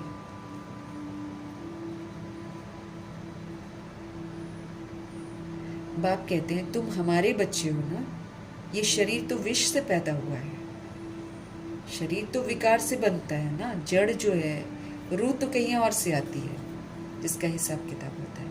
लेकिन बाकी तो बॉडी तो जड़ जो बनती है, शरीर जो बनता है, वो तो विकारों से बनता है। तो बाबा आत्मा को बोल रहे हैं तुम तो हमारे बच्चे हो ना, ये शरीर तुम्हारा, ये तो विकारों से पैदा हुआ है। वो इनके लौकिक माँ बाप हैं, जो शरीर के माँ बाप हैं। वो तो फिर देखो उनको क्या मिलता है, उन्होंने शरीर बनाया, उनको शरीर ही मिलता है, रूह तो निकल जाती है। रूह तो गई एक सेकंड में, जिस दिन उसका अकाउंट पूरा हो जाएगा वो तो पूछेगी भी नहीं कुछ, वो तो अकाउंट सेटल करने के लिए आती है। अकाउंट पूरा किस समय निकल जाएगी पता भी नहीं चलेगा। तो माँ बाप ने शरीर बनाया, माँ बाप के हवाले क्या होगा? शरीर आता है माँ बाप के हवाले। अब गाजा में कैसे छोटे छोटे बच्चों के कटे अंग लेकर ऐसे कितना रो रही हैं हाथ में। उन्होंने शरीर बनाया, विकारों से उनको शरीर मिला, रूह तो उसमें से निकल गई, रूह तो गई दूसरी यात्रा पर। हम जो बनाते हैं, हम जो देते हैं, वही हमको वापस मिलने वाला है। बॉडी कॉन्शियस होकर बॉडी बनाते हैं और फिर विकारों में जाते हैं, और फिर उस विकारी बॉडी को देखकर कहते हैं ये मेरा बच्चा है। विकारी बॉडी को देखते हैं, लेकिन उसके अंदर जो रूह बैठी है वो मेरा बच्चा नहीं है। ये बाबा आपको बार बार समझाते हैं। वो रूहें सारी की सारी भगवान के बच्चे हैं, हम भी भगवान के बच्चे हैं। बॉडी तो विनाशी है। तो बाबा कहते हैं ये तो शरीर तुम्हारा विष से पैदा हुआ है। वो इनके लौकिक माँ बाप हैं, ये तो है पारलौकिक बाप, और इनको फिर अलौकिक बाप कहा जाता है ना। बॉडी बनाई, आपको बॉडी मिलती है। अब बॉडी को तुम जलाओ, उसकी हड्डियाँ जाकर तुम गंगा में बहाओ, चाहे कहीं भी बहाओ, कोई फर्क नहीं पड़ता है, वो तो मरा हुआ शरीर है। तुम उसको मुक्ति नहीं दे सकते हो जो इस शरीर में था। उसको मुक्ति, जीवन मुक्ति तो परमात्मा ही आकर देते हैं। वो अगर मुक्त हो जाए तो वो वापस परम धाम में चली जाए ना। तो हवन करा लो, कुछ करा लो, शांति पाठ करा लो, कुछ करा लो, वो रूह को थोड़ी हमने कुछ किया। आपने तो बॉडी को जला दिया, उसके बाद बॉडी की अस्थियाँ आपने बहाई और बॉडी का ही आपने सब कुछ किया। रूह को मुक्त करने की ताकत हम में से किसी को भी नहीं है, उसको तो प्रभु ही मुक्त करते हैं। और अभी वो मुक्ति, जीवन मुक्ति का समय चल रहा है। हर बात को यथार्थ समझना ना, नहीं तो रोना पड़ेगा। बाबा कहते ये तो है पारलौकिक बाप, हमारा शिव बाबा, और इनको फिर अलौकिक बाप कहते ब्रह्मा जी को, क्योंकि प्रजापिता बनते हैं ना। क्योंकि वर्षा कैसे मिले हमको, फिर प्रजापिता के थ्रू मिलता है। ये हद का था, फिर बेहद का बन गया। पहले अलौकिक बाप जो है हमारा प्रजापिता ब्रह्मा, पहले ये हद के थे, दादा लेखराज थे, फिर ये बेहद के बन गए। अब देखो सारी रूहों को जगाते हैं, यही काम तो कर रहे हैं।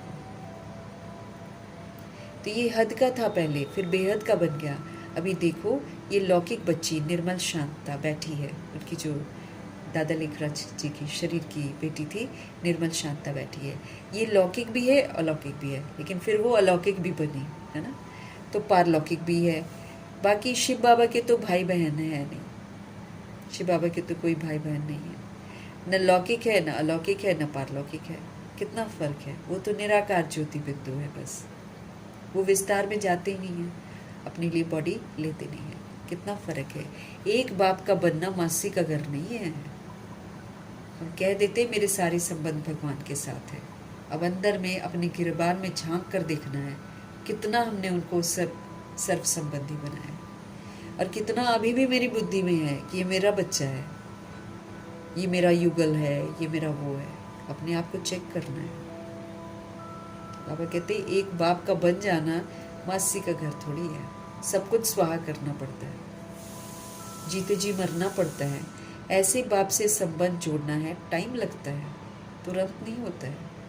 लेकिन बार बार अपने आप को रियलाइज करवाना कि वही है मेरा साथी, बाकी सारे ओनली कार्मिक अकाउंट हैं जो मेरे साथ आ रहे हैं। अब आजकल जितनी शादियां हो रही हैं, most of the marriages karmic account मिल रहे हैं आपस में। आप साथ में हो, आप सोच रहे हो कि शादी हुई है, ये साथ में मेरा कंपेनियन है, और आप देखो घूमने जाते हैं, इधर उधर जाते हैं, वहाँ पर एक दूसरे को मार देते हैं। या तो लड़का लड़की को मार देता है, या लड़की लड़का को मार देता है। क्यों मारते हैं? कार्मिक अकाउंट। हम बाबा का कहना नहीं मानकर, अगर बच्चे घर में पैदा कर लेता है कोई, है ना, बाबा के ज्ञान में मुरली पढ़ते पढ़ते अगर कोई बच्चा पैदा, तो क्या कर रहा है वो? क्या सोच रहा है कि मैंने बच्चा, मेरा बच्चा है ये? कार्मिक अकाउंट आया है, फिर हिसाब लेगा। या तो कोई रूह देकर जाती है या लेकर जाती है, यही काम करती है। लेने और देने के खेल चल रहे हैं यहाँ पर। एक बाप का बनना मासी का घर नहीं है, बहुत मेहनत है। ऐसे बाप से सारे संबंध जोड़ना टाइम लगता है, नहीं तो बार बार देहधारी में बुद्धि जाएगी। बाबा कहते मुझको दोस्त बनाओ, मुझको ही अपना सखा सखी बॉयफ्रेंड भी बनाओ, गर्लफ्रेंड भी बनाओ, ताकि किसी बॉयफ्रेंड गर्लफ्रेंड में फंस मत जाना, नहीं तो वही रोना पड़ेगा। हर कोई रोता है दोस्ती करने के बाद, लेकिन जब करता है उस समय दिमाग उसका खराब हो जाता है। इसलिए वो मार्ग में लड़कियां बीकेस चले जा रहे हैं। अता पता नहीं है कितना रोना पड़ेगा।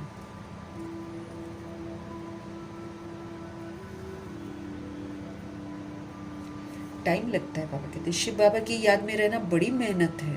कई तो 50 वर्ष से रहने वाले भी सारा दिन शिव बाबा को याद भी नहीं करते हैं। ऐसे भी हैं, ऐसे भी हैं जो मुरली भी नहीं पढ़ते हैं, कहते पता है पता है पता है। अरे पता नहीं है, जो कहा जा रहा है वो करने का है। सोल कॉन्शियस बनना कितना बड़ा सब्जेक्ट है। नहीं बनेंगे तो कितनी मार पड़ेगी धर्मराजपुरी में। अगर हम सोल कॉन्शियस नहीं बने हैं, बहुत मार पड़ेगी। मतलब रूह को हर चीज रियलाइज करनी पड़ेगी कि बॉडी झूठ होती है, उसके इर्द गिर्द सब मरे हुए होंगे, बॉडियां पड़ी होंगी, उसको देखना पड़ेगा वो सब। कष्ट होगा ना फिर। बाबा कहते 50-50 वर्ष से ज्ञान में चल रही रूहें बाबा को याद नहीं करते, ऐसे भी हैं। और सबको भूल एक को याद करना बहुत बहुत मेहनत है, सभी को भूल जाना। इसलिए हमको नया दोस्ती किसी से करना ही नहीं है। संबंध संपर्क में आए हैं तो एक रूह के नाते आए हैं, बाकी और दोस्तियां नहीं करनी है।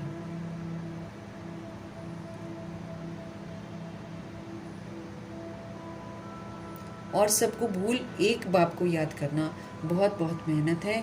कोई 1% याद करते हैं, कोई 2% याद करते हैं, कोई है ना आधा % भी मुश्किल याद करते हैं। देखो क्या रिजल्ट है। यहाँ बाबा क्या बोलते हैं, 8 घंटे की याद चाहिए। 8 घंटे के बाद जाकर निरंतर याद होगी। ऐसा नहीं है कि सिर्फ 8 घंटे याद करना है, लेकिन बाबा ने ये बोला कि 8 घंटे का तो कम से कम अभ्यास करो। हम 8 घंटे बाबा को याद नहीं करेंगे तो जिसमें हम टाइम बिता रहे हैं वही चीजें इमर्ज होकर मुझे डराएंगी, क्योंकि सबका सब झूठ है। फिर मैंने अपने विक्रम विनाश नहीं किए, ऊपर से मैंने और बना लिए, तो तकलीफें तो होंगी ना मुझे। और सुनने वाला कोई नहीं होगा, क्योंकि एक बाबा ही है जो सुनता है। लेकिन वो ड्रामा से डिटैच हो जाते हैं तो फिर सुनते नहीं। वो तो ये भी नहीं देखेंगे कि कौन तड़प रहा है, कौन खून के आंसू बहा रहा है, ये भी नहीं देखेंगे, बिल्कुल परम धाम में डिटैच हो जाएंगे। तो बाबा रिजल्ट सुना रहे हैं हम आत्माओं का। क्या कह रहे हैं, कोई 1% याद, क्योंकि एक्यूरेसी वाली याद चाहिए ना। और कोई मुझे याद नहीं रहना चाहिए, एक बाप मुझे याद रहना चाहिए। उस विधि से बाबा हमको समझा रहे हैं। और अपने को आत्मा समझकर परमात्मा को याद करना, बॉडी कॉन्शियस होकर याद करना, वो तो काउंट ही नहीं करेंगे, पहुंचती नहीं है याद बाबा तक। तो बाबा रिजल्ट सुना रहे हैं, कोई 1% याद करते हैं, कोई 2%, कोई आधा % भी मुश्किल याद कर रहे हैं। बड़ी भारी मंजिल है, मंजिल तक नहीं पहुंचेंगे, ऊंची मंजिल है। हमको क्या करना है, सूक्ष्म वतन तक पहुंचना है। तो हमको तो विस्तार को खत्म करना है, न कि विस्तार में घुसना है। ऑलरेडी मैंने जो विस्तार बना रखा है, उस विस्तार को बुद्धि से मुझे इरेज करना है, न कि मैं और विस्तार बनाना शुरू कर दूं। हम जो भी मनमानियां करते हैं उसका फिर हश्र तो मेरे सामने ही आएगा ना। और कहाँ मेरे 63 जन्मों के विक्रम हैं। तो अगर हम आधा % याद करेंगे तो क्या हमारा रिजल्ट रहेगा। ये बड़ी भारी मंजिल है। फरिश्ता कैसे बनेंगे। तो ख्वाब देख रहे हैं सतयुग में जाएंगे, ख्वाब देख रहे हैं हमको तो बाबा दाल रोटी खिलाएगा, हमने तो ये किया, हमने तो ये किया, ये ऐसे सोच रहे हैं। कितनी गलत फहमी और कितना धक्का पहुंचेगा जब कुछ नहीं मिलेगा। तो बाप हमको समझाते हैं बचपन को नहीं भूलना चाहिए। शुरू शुरू में बड़ा लगन लग जाती है, वो लगन फिर अंत में भी तो होनी चाहिए ना, कि परीक्षाएं आएंगी, मेरा ही तो हिसाब किताब है। अब बाबा स्पष्ट करते हैं कि भाई तुम ये मत सोचना कि मैं तुम्हारी बीमारियां ठीक करूंगा। तुमको बीमारी अगर चाहते हो कि वो तुमको कष्ट न दे तो तुम मेरी यादों में रहो। मेरी याद का फल, मेरी याद से तुमको ताकत मिल जाएगी उसको सहन करने की। ऐसे दादियों ने सहन किया है।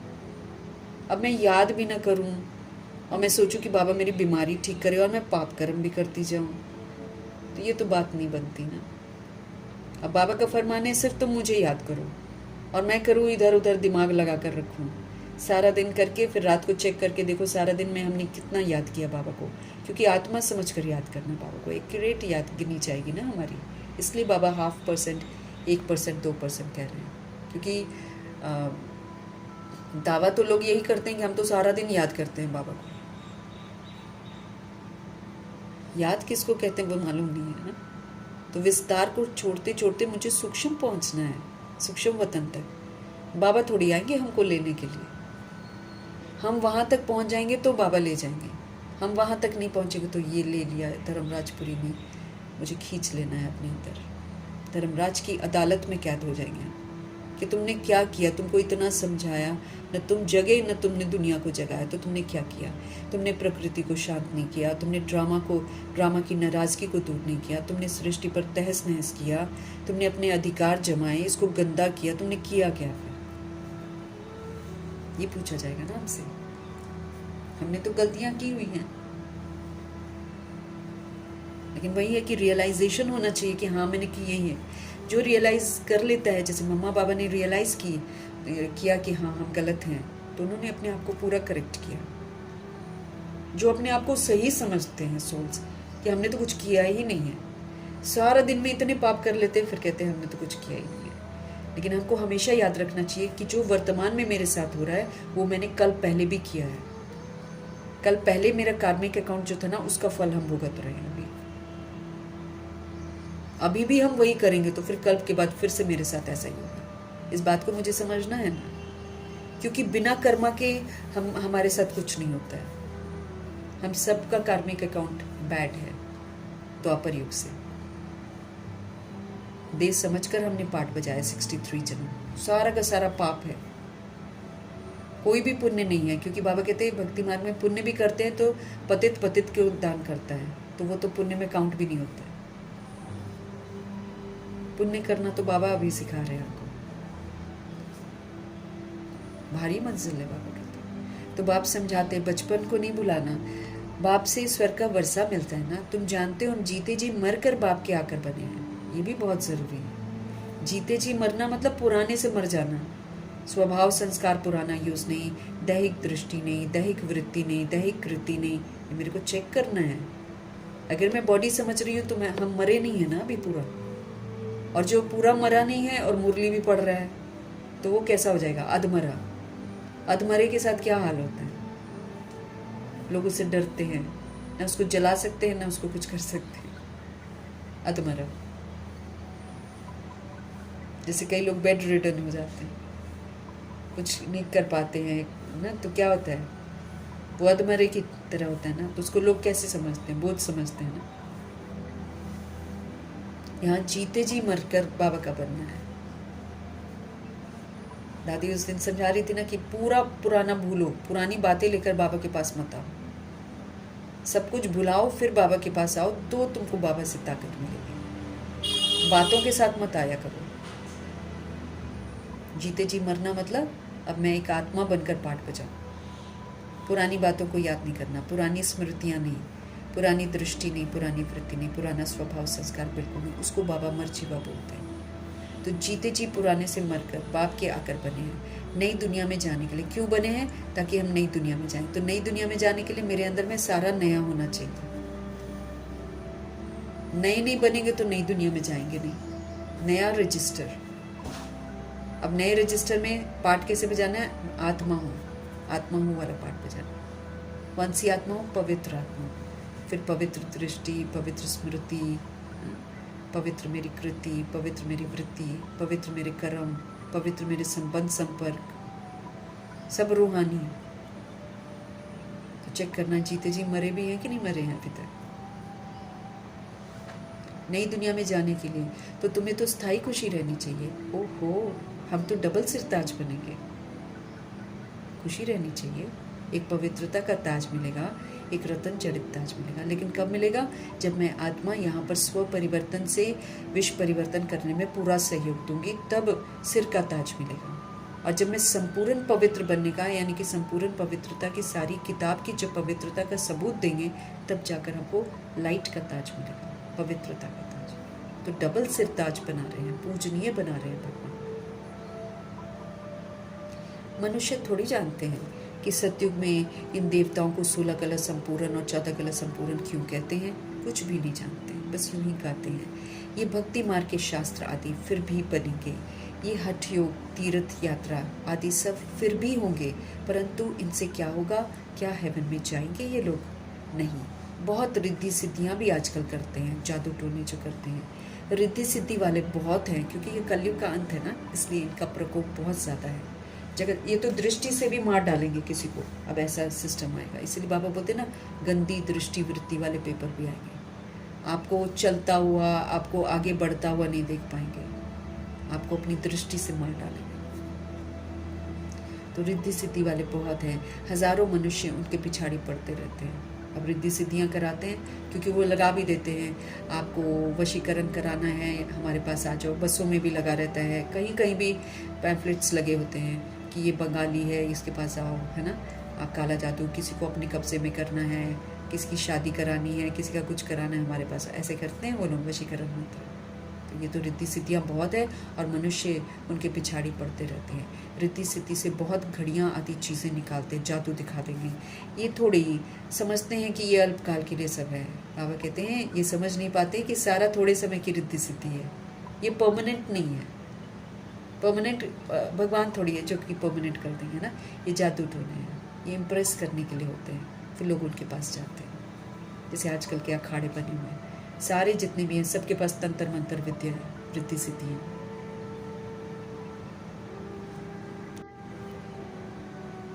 चीज़ें निकालते हैं, ये थोड़ी समझते हैं कि ये अल्पकाल के लिए सब है। इसमें बहुत मेहनत करनी पड़ती है। ये रिद्धि सिद्धि आदि सीखने की भी किताब होती है, इनके पास किताबें होती हैं। ये भूतों को कब्जे में करते हैं अपने, भगवान को कब्जे कर लेंगे, देवियों को कब्जा कर लेंगे। क्या बनाते हैं मूर्ति देवियों की, लेकिन करते हैं कब्जा भूत प्रेतों को। तो इनके पास रिद्धि सिद्धि आदि सीखने की भी किताबें होती हैं। कितने लाखों मनुष्य उनके पिछाड़ी पड़ते रहते हैं, ये जादू हो जाए, वो जादू हो जाए, उसको खराब कर दो, उसको मार दो, रास्ता साफ हो जाएगा। ऐसे कितना करवाते हैं लोग। तो बच्चे जानते हो हमको बाबा से स्वर्ग का वर्षा मिलता है। फिर इनका बुरा हाल बहुत होता है रिद्धि सिद्धि वालों का। जब इनकी मौतें होती हैं ना, बहुत भयंकर मौतें होती हैं।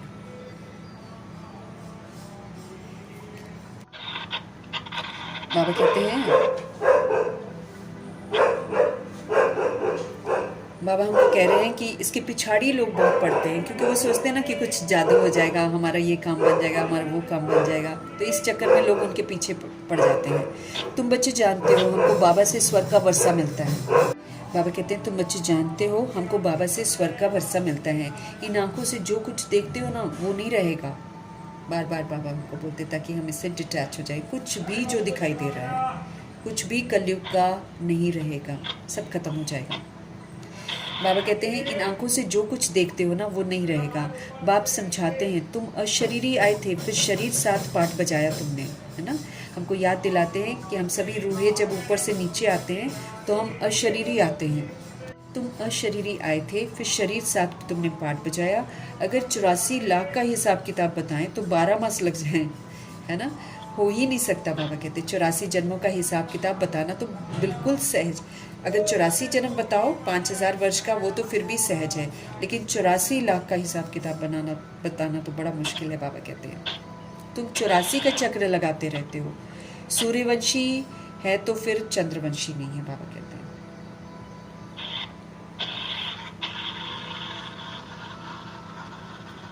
सूर्यवंशी अगर है तो फिर बाबा कहते हैं उस समय चंद्रवंशी नहीं होते। सूर्यवंशी घराना पूरा हुआ फिर चंद्रवंशी बने। अब लक्ष्मी नारायण जी भी फिर पुनर्जन्म में आते हैं, 8 जन्म के बाद फिर वो भी चंद्रवंशी घराने में आ जाते हैं। लेकिन राम सीता जी ऊपर से नीचे आते हैं, फिर उस समय वो राजा बनते हैं। अभी तुम जानते हो हम हैं ब्राह्मण वंशी, फिर हम बनेंगे देवता वंशी, इसलिए हम पढ़ाई पढ़ रहे हैं। फिर सीढ़ी नीचे उतरते उतरते फिर हम वैश्य वंशी बनेंगे, फिर हम शूद्रवंशी बनेंगे। अभी अपने 84 जन्मों की स्मृति हमको आई है, ये चक्र भी हमको याद करना है, इस चक्र को भी हमको नहीं भूलना है। बाबा कहते ये सारा चक्र बुद्धि में रहेगा तो फिर हम गलतियां नहीं करेंगे। बाप को याद करने से एवर हेल्दी एवर वेल्दी बनेंगे। अब बाबा को याद करने से कितना फ़ायदा है। एक तो हम रूहें अपने विकर्मों को विनाश कर देंगी, है ना। ऊपर से हम हेल्थ भी कमाएंगे, ऊपर से हम वेल्थ भी कमाएंगे। अब हेल्थ कमाने का मतलब ये नहीं है कि मेरे को बीमारी नहीं होगी, बीमारी मुझे होगी, लेकिन जो व्याधि मुझे आएगी वो मुझे समझना है कि मेरा हिसाब किताब है, बड़ी बहादुरी से उसको सेटल कर देना है। तो फिर मैं हेल्दी वाला संस्कार बना रही हूँ। उसी तरीके से जब ज्ञान रत्नों को हम प्रैक्टिकल में यूज़ करेंगे तो फिर हम धनवान बनते जाएंगे, समझदार बनते जाएंगे। तो इस तरीके से मेरे को हेल्थ और वेल्थ कमानी है। तो एवर हेल्दी बन जाएंगे बाबा को याद करने से, और एवर वेल्दी भी बन जाएंगे। मेरे पाप कट जाएंगे। चक्र को जानने से चक्रवर्ती बन जाएंगे। तुम जानते हो ये पुरानी दुनिया, ये तो कब्रिस्तान बननी है ना, सब दफन हो जाएंगे, पूरा कब्रिस्तान बन जाएगा, कुछ भी नहीं रहेगा, खत्म हो जाएगा। राम गयो रावण गयो जाको बहु परिवार, ऐसा गायन भी करते हैं कि राम भी गया, यानी कि रामचंद्र भी गए, और फिर रावण भी गया जिसका बहुत बड़ा परिवार है, जाते सभी हैं। राम का कितना छोटा परिवार होगा सत्ययुग में, है ना। अभी रावण का कितना बड़ा परिवार हो गया है। बच्चे जानते हैं कि ये राजधानी स्थापन हो रही है, तो मतलब कहने का मतलब कि जो देवी देवता थे वो भी जाएंगे पुनर्जन्म में आकर ना, वो भी जाते हैं इस सृष्टि से, और रावण का जो परिवार होता है वो भी जाता है, सभी जाते हैं। तो राम का कितना छोटा परिवार होगा सतयुग में, अभी रावण का कितना बड़ा परिवार है। बच्चे जानते हैं कि ये राजधानी स्थापन हो रही है। हर बात में पुरुषार्थ सबसे फर्स्ट रखना है। बाप पुरुषार्थ कराते, बच्चे अब तुम मुझे याद करो। जिस बाप से इतनी स्वर्ग की बादशाही मिलती है, क्या उनको आप याद नहीं करेंगे? बाप स्मृति दिलाते हैं कि तुम स्वर्ग के मालिक थे, अब फिर से पुरुषार्थ करके स्वर्ग के मालिक बनो। हम थे, अब हमको फिर से बनना है। अच्छा, मीठे मीठे सिकिलते बच्चों प्रति माता पिता बाप दादा का याद प्यार और गुड मॉर्निंग। रूहानी बाप की रूहानी बच्चों को नमस्ते। हम रूहानी बच्चों की भी रूहानी बाप को दिल से, जान से, सिख से, प्रेम से, अदब से, रिस्पेक्ट से, मोहब्बत से, स्नेह से प्यार भरी नमस्ते और तहे दिल से मीठी परमात्मा जी का धन्यवाद। धारणा के लिए मुख्य सार है, कभी भी किसी बात में छुई मुई नहीं बनना है। 100 तरह की बातें लोग करेंगे, हमको डेलिकेट नहीं बनना है कि वो बात करे और हम मैले हो जाए, दुखी हो जाए। अगर हम दुखी होते हैं, अशांत होते हैं, रोते हैं, रिएक्ट करते हैं, रिजेक्ट करते हैं, मन में संकल्प चलाते हैं, मतलब उसने मुझे मैला कर दिया। हमें किसी के, कोई जितना भी मैला करे, हमको मैला नहीं होना। तो कभी भी किसी भी बात में हमको छुई मुई नहीं बनना है। ईश्वरीय बचपन को भूल मुरझाना नहीं है।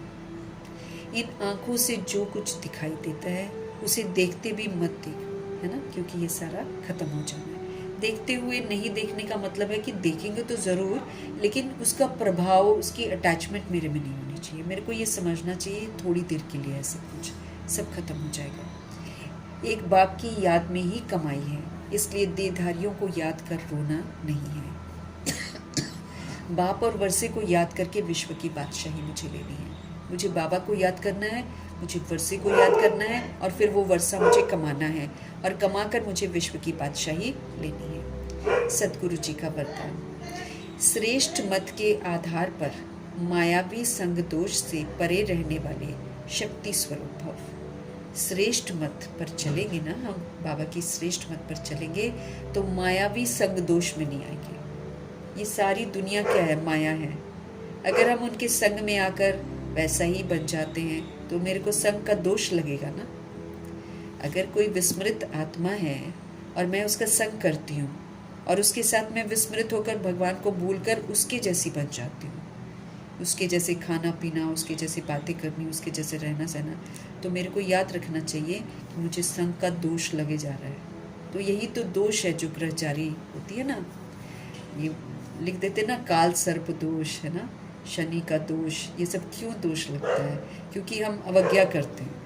हम संग में आते हैं और उसके संग में आकर जब हम उसके जैसा व्यवहार करते हैं ना, तब हमको दोष लग जाता है, फिर उसकी हमको सज़ा भुगतनी पड़ती है। तो श्रेष्ठ मत के आधार पर मायावी, सारी माया है दुनिया, इसीलिए किसी का संग नहीं करना है। मायावी संग दोष से मुझे परे रहना है, तो जितना मैं परे रहूँगी उतना मैं पावरफुल बनती जाऊँगी, और जितना मैं मायावी संग दोष में आती जाऊँगी उतना मेरी ताकत खत्म होती जाएगी।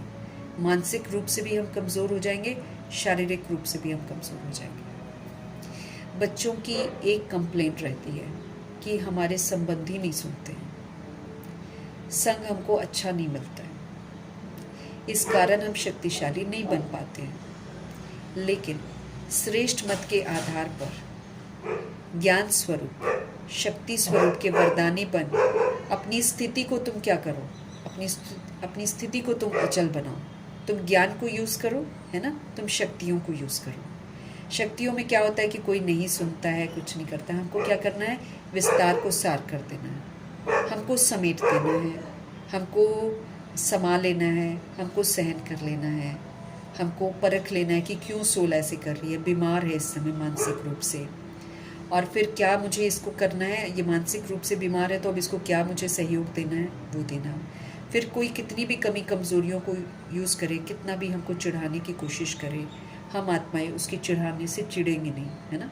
तो सामना करने की शक्ति, उल्टा वो बेचारा है या बेचारी है जो इस तरह का व्यवहार करते हैं, ऐसी रूह को ताकत देनी है, क्योंकि वो कमज़ोर आत्मा है, इसलिए कमज़ोरियों को यूज़ करके कमज़ोर दूसरों को बनाने की कोशिश करती है।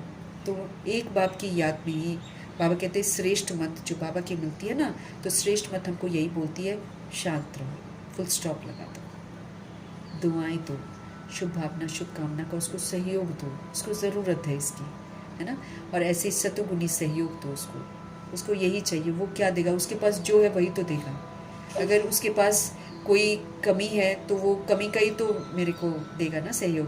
तो ये सारी चीज़ें मुझे समझनी है, तो किसी भी संग दोष में हमको नहीं आना है। बाबा कहते हैं मैं तुम्हें जो श्रेष्ठ मत देता हूँ ना, उसके आधार पर आप ज्ञान का स्वरूप बन जाओ, आप नॉलेजफुल बनकर पाठ बजाओ। आपको मैंने इतनी सारी पावर्स दी हैं, आप उन पावर्स को यूज़ करो, वरदानी बन जाओ, अपनी स्थिति को अचल बना लो। मतलब कोई कैसा भी करे, मुझे ये स्मृति में रखना है कि मुझे सतुगुणी सतयुगी सहयोग देना है, बस मुझे किसी से कुछ नहीं चाहिए। ये रोज़ अपने आप के अंदर फीड करना है कि मुझे किसी से भी कुछ नहीं चाहिए, मुझे सबको सतुगुणी और सतयुगी सहयोग देना। बस इसको पक्का करेंगे ना, तो बाबा कहते तुम्हारी स्थिति कैसी बन जाएगी, अचल।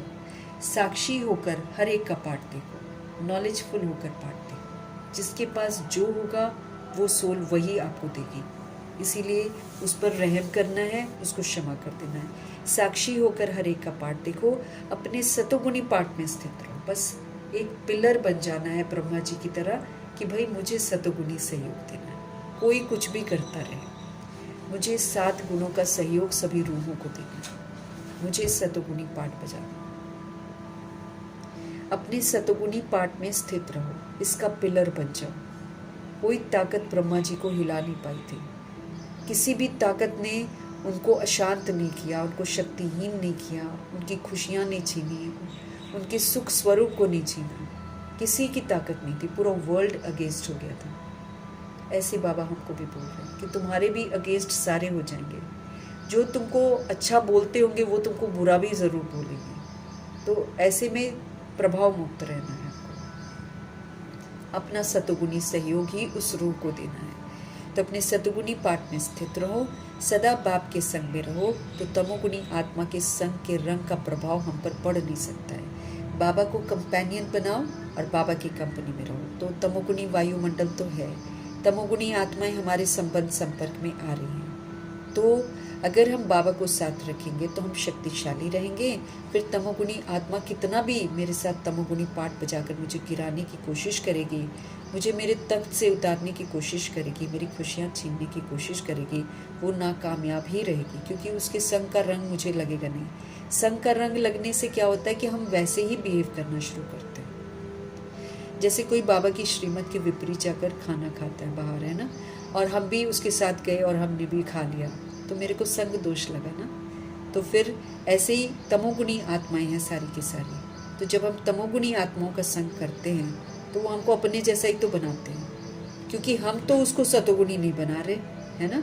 हम उसको ये नहीं कर रहे कि जो हम कर रहे हैं वो तुम करो, लेकिन हम वो जो कर रहे हैं वो करना शुरू कर देते हैं। तो क्यों करते हैं, क्योंकि हम बाबा को याद नहीं करते हैं। लेकिन जो एक पक्का ब्रह्मा कुमार या ब्रह्मा कुमारी होगी, वो सभा में कहीं भी जाएगी ना, वो किसी के संग के दोष में नहीं आती है। तमोगुणी आत्मा से भी मिलेगी, लेकिन अपना प्रभाव उस पर छोड़कर आएगी, उसके प्रभाव में कभी नहीं आएगी। तो सदा बाप के संग में अगर आप रहेंगे तो तमोगुणी आत्मा आपका कुछ नहीं बिगाड़ पाएगी। तमोगुणी आत्मा के संग के रंग का प्रभाव पड़ नहीं सकता आप पर, भले वो बुरा भी कर रही होगी ना तो भी इफेक्ट नहीं पड़ेगा। लेकिन कब, जब मैं हमेशा बाबा को कंपेनियन बना लूँ और हमेशा मैं उनकी कंपनी में रहूँ, तब। तो बाबा की श्रेष्ठ मत पर मुझे चलना है, हमारे बाबा कहते हैं कोई कुछ भी करे तुम्हारे साथ, कोई कितना भी बुरा करे तुम्हारे साथ, तुम सतोगुनी सहयोग दो, बस तब तुम्हारी रक्षा हो जाएगी। और अगर तुम सतोगुनी सहयोग नहीं देते हो तो फिर तुम्हारी रक्षा नहीं होगी, फिर तुम अपने लिए खुद ही जिम्मेवार हो, ये भी कहते हैं। तो अगर हमको बाबा का सहयोग चाहिए तो फिर ये बहुत ज़रूरी है कि हम सभी आत्माएं जो हैं वो बाबा की श्रेष्ठ मत पर चलकर सतोगुणी पाठ बजाएं। स्लोगन है, कर्मयोगी वो है जो कर्म के कल्प वृक्ष की डाली पर बैठ कर्म करते भी उपराम स्थिति में रहते हैं। अब ये कल्प वृक्ष है ना, तो ये कल्प वृक्ष कैसा है? ये कर्मों का कल्प वृक्ष है ना। कर्म तो हमको करने पड़ते हैं, लेकिन कर्म हमको कैसे करने हैं? बाबा की याद में रहकर मुझे कर्म करना है। तो कर्मयोगी वो है जो कर्म के कल्प वृक्ष की डाली पर, अब हम वृक्ष पर बैठे ना, कर्म वृक्ष की डाली पर बैठे हैं, कर्म करते भी हम उपराम स्थिति में रहें, कर्मों के प्रभाव से मुक्त रहें। कभी भी बुद्धि में हमारे ये ना आए कि हमने ये कर्म किया है, हमने वो कर्म किया है ना। हम याद में रहकर कर्म करें और उस कर्म को प्रभु को समर्पित करते हैं। हमको सदा हर्षित रहना है, ये भी एक पेपर होना है हमारा, है ना। खुशियाँ छीनने वाले बहुत लोग आएंगे, लेकिन तो भी हमको हर्षित रहना है। जैसे कोई की विशेष नेचर होती है, उस नेचर के वश न चाहते भी चलते ही रहते हैं। हम जो स्वभाव संस्कार बहुत ज़्यादा यूज़ कर देते हैं, हम उसके एकदम गुलाम बन जाते हैं। तो जैसे कोई की विशेष नेचर होती है, तो उस नेचर के वश न चाहते भी चलते रहते हैं। फिर कहते हैं हम चाहते नहीं हैं, लेकिन मेरी ये नेचर है, ऐसा बोलते हैं। ऐसे आप बच्चों की सरल नेचर हो, जो सबको अनुभव हो कि ये तो सहज योगी है। जो सोल सभी के साथ सरल रहेंगी, संतुष्ट रहेंगी, साफ सुथरी रहेंगी, उसके प्रति कोई मैल नहीं रखेंगी, वो है सरल ना। तो बाबा कहते हैं ऐसे आप बच्चों की सरल नेचर हो, जो सबको अनुभव हो कि ये तो सहज योगी है, ये तो स्वतः योगी है। क्या करूं, कैसे योग लगाऊं, ये बातें खत्म, है ही सदा सहयोगी, अर्थात है ही योगी। इसी एक बात को नेचर और नेचुरल करने से सभी सब्जेक्ट में परफेक्ट हो जाएंगे। ये जो एक बात है, इसी एक बात को हम अगर नेचर बना लें, हम अगर इसको नेचुरल बना लें, तो सभी सब्जेक्ट में हम परफेक्ट हो जाएंगे। तो बाबा जी हमको बोल रहे हैं सदा हर्षित रहने के लिए आप अपनी नेचर को बना लो बहुत इजी, सरल और सहनशील। रावण में हम कॉम्प्लिकेटिंग हो जाते हैं, कभी उसके साथ एडजस्ट नहीं करना, कभी उसके साथ एडजस्ट नहीं करना, ऐसे हो जाते हैं। अब बाबा कहते हैं तुम अपने चित्त को एकदम सरल बना लो, साफ सुथरा बना लो, मन रूपी स्लेट से दैहिक भान को मिटा दो। जब हम मिटा देंगे ना, तो बच्चों की तरह हम सरल हो जाएंगे। हमको बच्चा ही तो बनना है, हमको ये जो मैच्योरिटी वाली स्टेज है उससे क्रॉस करना है, फिर जो जवानी है उससे क्रॉस करना है, फिर लड़कपन से क्रॉस करना है, फिर हमको बचपन में ही तो लौटना है, जहाँ सारे भेदभाव बुद्धि में एकदम ख़त्म हो जाएंगे, नाम रूप भी सारा भूल जाएगा हमको शरीर छोड़ने से पहले।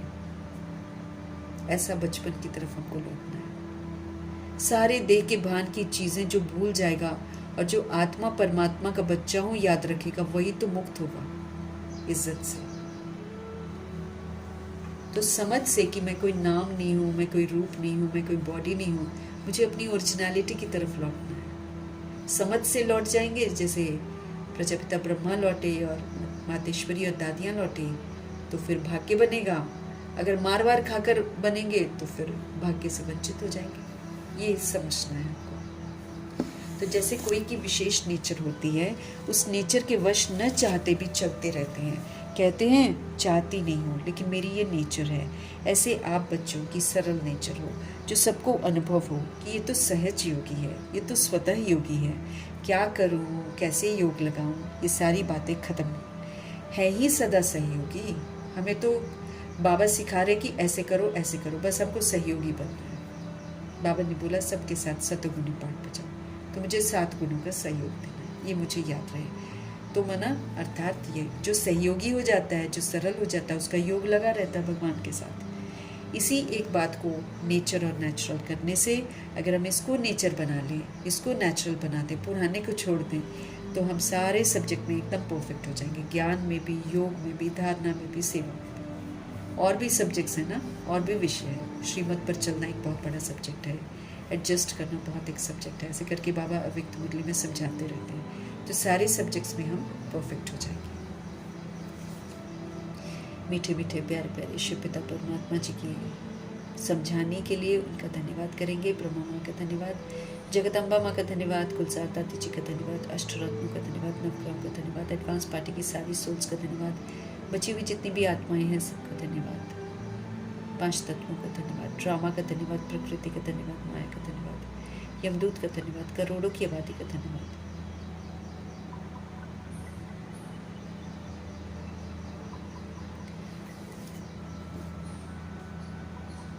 ड्रामा, प्रकृति, माया, यमदूत सबका धन्यवाद, करोड़ों की जो आबादी है सबका धन्यवाद, साधनों का धन्यवाद, साधन बनाने वालों का धन्यवाद, साथ में रहने वाली सोल्स का धन्यवाद, सहयोगी आत्माओं का धन्यवाद, अविनाशी खजानों का धन्यवाद, समय का धन्यवाद।